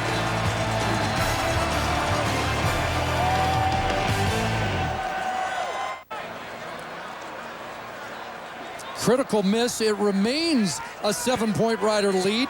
The ball dead when it hits the upright. If the ball hits and goes through, it counts as 3 points. If it hits and comes back out or hits the upright at all, it's a dead ball. So it does touch the upright. I wasn't sure if it did. It did. That means it's a 7-point game. And the ball comes out to the 25. Durant sets up. He looks deep again, and he's got big twos. And he couldn't bring it down. He had him open and delivered it high. Well, Darian Durant has just been a fast break offense all of a sudden, trying to push the ball deep down the field. He's getting a lot of man-to-man coverage, and when you do, it's tempting to go ahead and go down the field. The other real tough pass route to cover in man-to-man is that down about 15 yards and then right across the middle.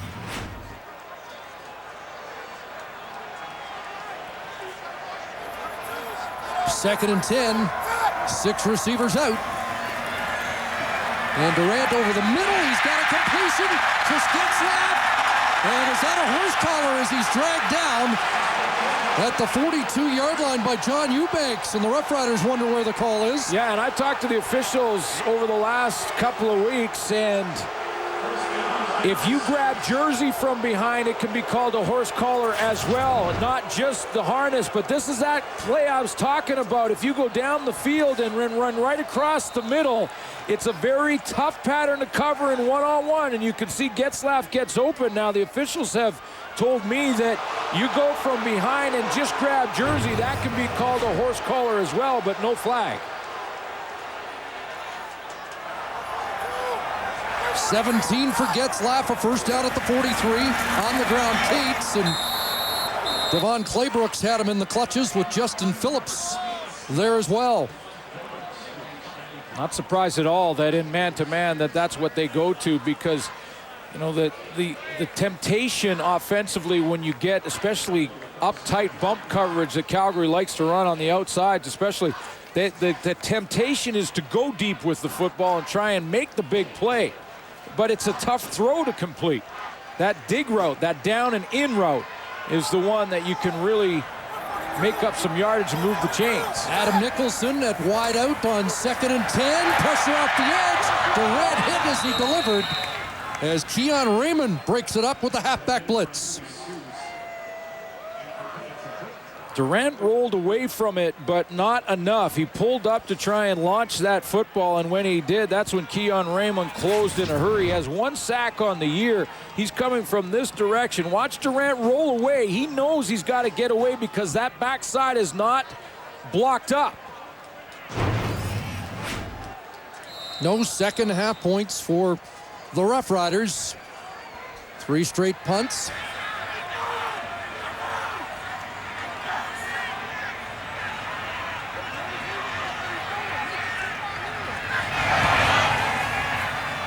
End over end, and a ball that skipped past Marcus Howell. Is that live? Howell picks it up. And he's brought down by Neil Hughes, so they get a good kick of 55 yards from Louis Sakota. And the Stampeders will start at their 16. Lots of time, a lot of field in front of Henry Burris, but remember, Burris and the Calgary Stampeders coming off a game where with about 1 minute and 30 seconds left, they were around their 35-yard line against the BC Lions in hostile territory. Moved the ball down in for the winning field goal. Now they need a major here, but they've got a lot more time to do it. But it's getting more hostile. Yeah, no question.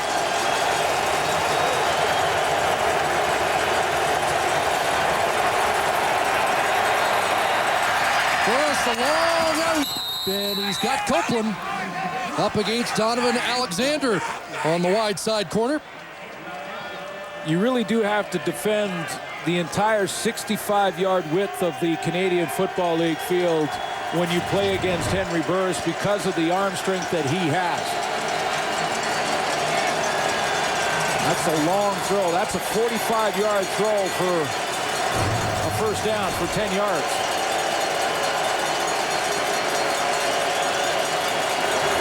And now Reynolds. Good first down production, but a flag at the end of the play. Flag right at the tackle. It'll be against the Calgary Stampeders. Big holding call.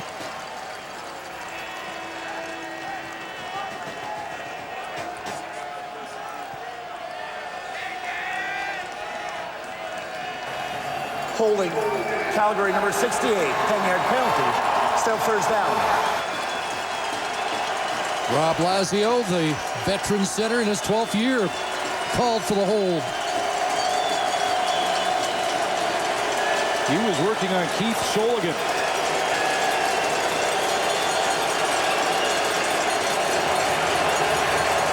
So it's 1st and 20. Here comes John Chick.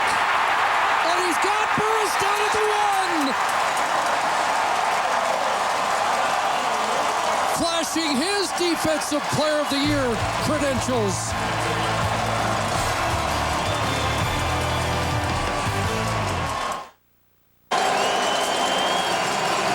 Play of the game for the Saskatchewan Roughriders so far. John Chick on Jeff Pilon one-on-one. Now Pilon doesn't know, but he has help on the inside from Dimitri Suplas, but he lets John Chick outside. If he stays hard outside, he's going to double team him. 11th sack of the year for Chick, tying his teammate Stevie Baggs, and now it's 2nd and 34. From his goal line, a pump and looking deep downfield, and is incomplete, intended for Robbie Bryant. What a battle that was with the veteran Omar Morgan. And Patrick and Robbie Bryant jawing. Well, a 7-point game now. Does John Hufnagel try and get a huge kick here from Burt Dales out of his end zone? You can see that matchup down the field as Morgan cuts inside and make it. He does get his right hand on it too and pulls it out of there. Robbie Bryant comes close to making the play though, and what a conversion that would have been. But you're right, now 7-point game, and does Burke Dales just have to kick it away, or can they afford to give up 2? They do, quickly. Now with the new rules, this could be a 5-point swing and put it into a situation where you need now 2 majors to the Calgary Stampeders. Now there's a lot that has to happen for that to transpire, but the new rules give you, as the receiving team here in Saskatchewan, that much better field position. If you get any type of return, you're in field goal range almost automatically.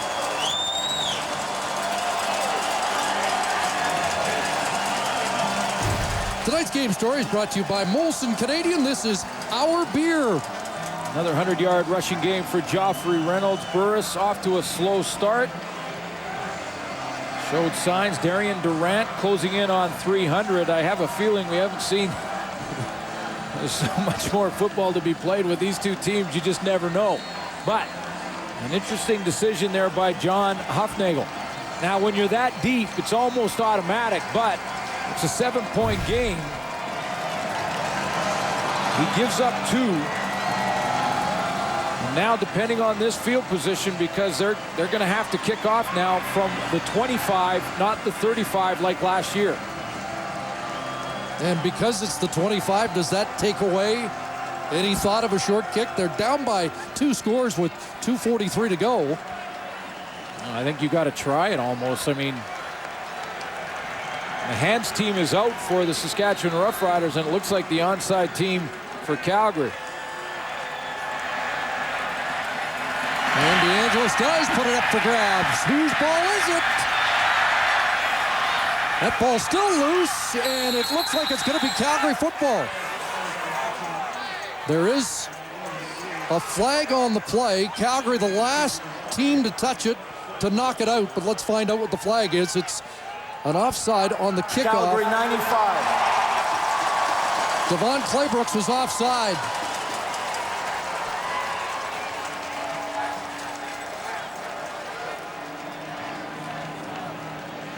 Been a long time since the Saskatchewan Roughriders have hosted the Western Final. This is a 5-yard penalty. We'll re-kick. So they'll re-kick from the 20. You know, it feels like Calgary's had just about everything going their way in the second half, and then DeAngelis hit the upright. Yeah. Dead ball, kept it a 7-point game, and then the sack by John Chick back inside the Stampeder 5-yard line. John Huffnagel opts for the safety. And now these Rough Rider faithful can sense it. 33 years in the making.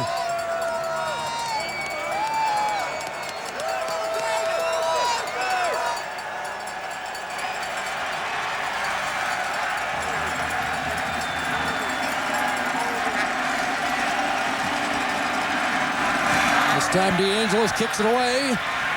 And here's Armstead from his 32. And he gets drilled at the 50 as he's knocked out by Tim Johnson. But the Rough Riders have great field position, 2:33 left. And if Durant can probably be more concerned right now with taking time off the clock than adding to a 9-point lead. No question. That's exactly what he's got on his mind, and that's where Wes Cates comes in. And this offensive line. Can they control the line of scrimmage, get Wes Cates, and grind out a couple of first downs in 2 minutes and 33 seconds?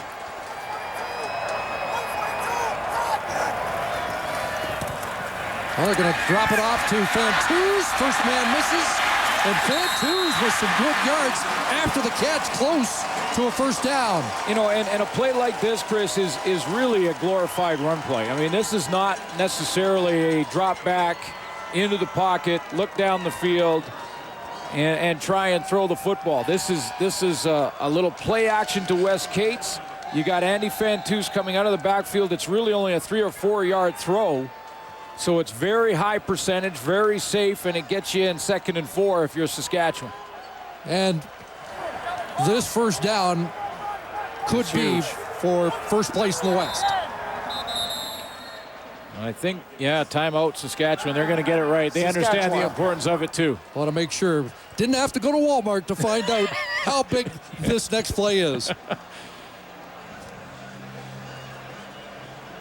A good game plan here for Saskatchewan, especially that first series. I think, you know, when you look at what happened last week for Paul LaPolice, the offensive coordinator, come in here and really have those first scripted plays out of the gate, a long drive for Darian Durant, get that confidence back in your offense.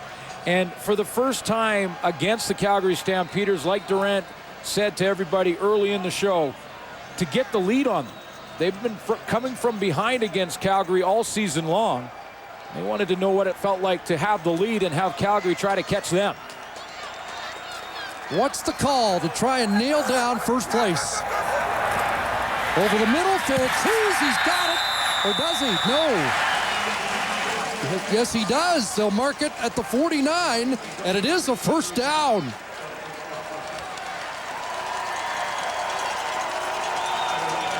Clutch.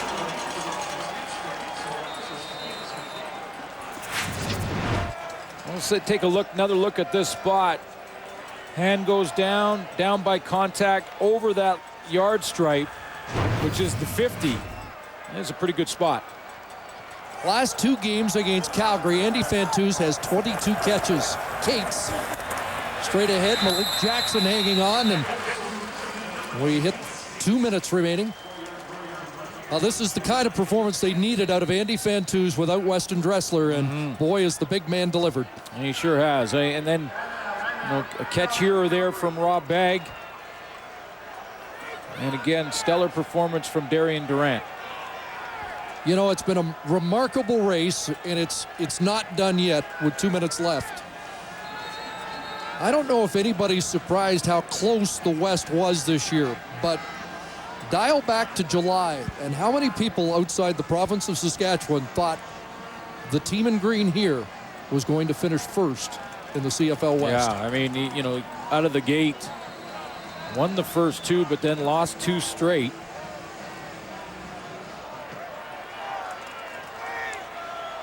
And you remember the Edmonton game when they had the big lead by about 22 points, and Edmonton came storming back and won. Cates again. Big run by Wes Cates. Down inside the 40. He's close to another first down. Well, again, a lot of credit has to go to Ken Miller. He's got, experience-wise, such a young quarterback. He's had to deal with injuries, as most teams have, but it seems to me that this team, more than any, has been so resilient. When backups come in, guys like Johnny Quinn, and when Weston Dressler goes out, guys like Rob Bagg move in. He's only in his second season, but he moves into slot back at times, and he picks up the slack. And the backups play so well under Ken Miller. They all feel part of this process. And that's not an easy juggling act for the head coach, and yet he's done that. He's got Darian Durant with great leadership abilities leading this football team. His defense is playing strong. This is a guy who last year, 6-0 start. First time since Eagle Keys did that in 1970, led the Riders to a 6-0 start to the season, and this year they're poised to host the Western Final for the first time in 33 years. A lot of credit has to go to Ken Miller. He's got a decision here. 3rd and 2. The big man. The connect. Trapped. Daylight. Pounding it down inside the 5. No wonder he's a counselor. Everybody's voting for him now.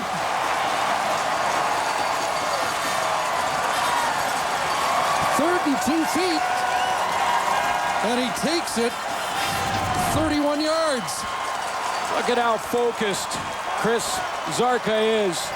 He does not want to give away what direction he's going here. He looks right at the back of Darian Durant to not give it away to the defense. Makes one man miss at the line of scrimmage, and he's gone. Longest run of the year prior to that was 7 yards. Make it 36 and 1st and goal at the 4. Cates down to the 1.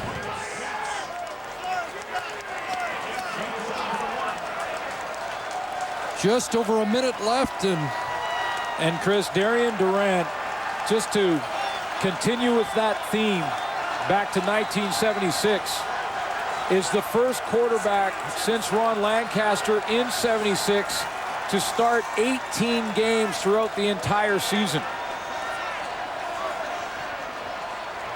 And halfway through the year, there was still a pretty healthy debate of who should be the guy. Zarka's the guy right now. Touchdown. 33 years of waiting is over.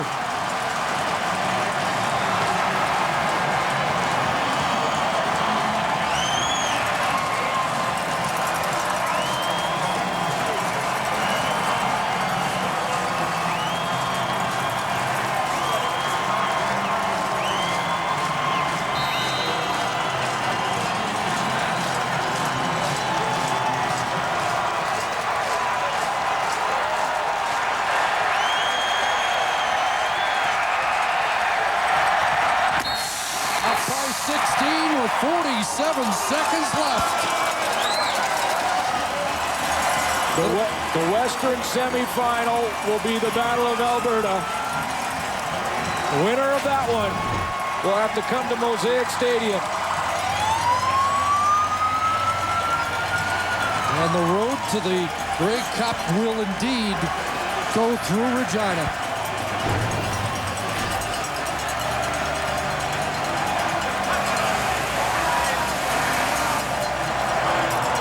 The Eskimos don't have to travel far for week 1, a semifinal. And the Saskatchewan Roughriders will be able to rest up. They will get Eddie Davis back in the secondary. They get to work on some bumps and bruises, but first and foremost, Chris, they get to celebrate. Well deserved. Final drive, they were trying to kill 2.5 minutes. They burned off 1:45, but they put 7 more points on the board. 3rd consecutive year of double-digit wins for Saskatchewan. They haven't done that since 68, 69, 70.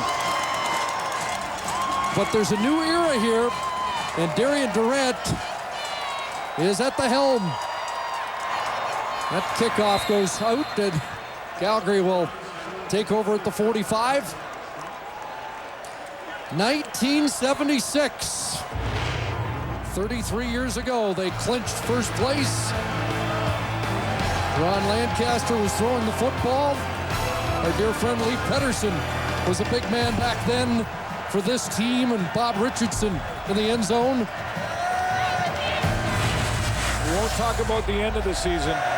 That was their win in the Western Final over Edmonton. To the Grey Cup against Ottawa, and Saskatchewan Roughriders 33 years later will host again, and I would suggest for the fans in Saskatchewan, get your tickets early for that one. Drew Tate in at quarterback. That pass batted down. So Henry Burris will take the rest of the night off and get set for the Edmonton Eskimos. They've won 3 of 4. A couple of those games were classics, though. Yeah, and of all the teams that he plays against, I think Henry Burris plays his best football against Edmonton. So it'll be Ricky Ray versus Henry Burris again in the semi. The former Rider, Drew Tate, throwing a strike at midfield.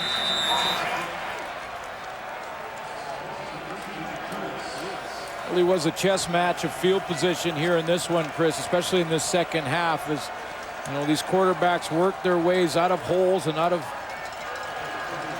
bad situations, and then really the John Chick sack to push the Calgary Stampeders, and like you mentioned, that Sandro Giannis missed field goal or hit the upright, little turning point.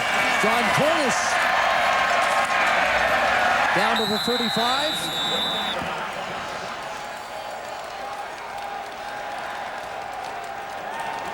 Drew Tate, if he could put one into the end zone, would at least give DeAngelis a chance for a short kick. Of course, they need 2 touchdowns and 2 two-point converts.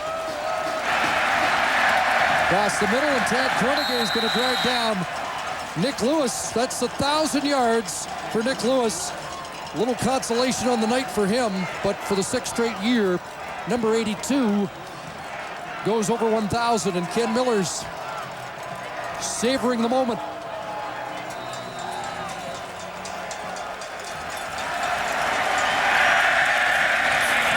Cornish again. Everything underneath, and 11 seconds left.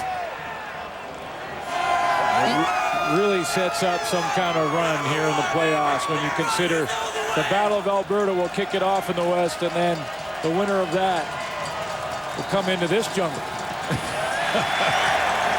And if it's been allowed before, it'll be off the charts. Drew Tate stumbling down inside the 5. No time left. And this game is over.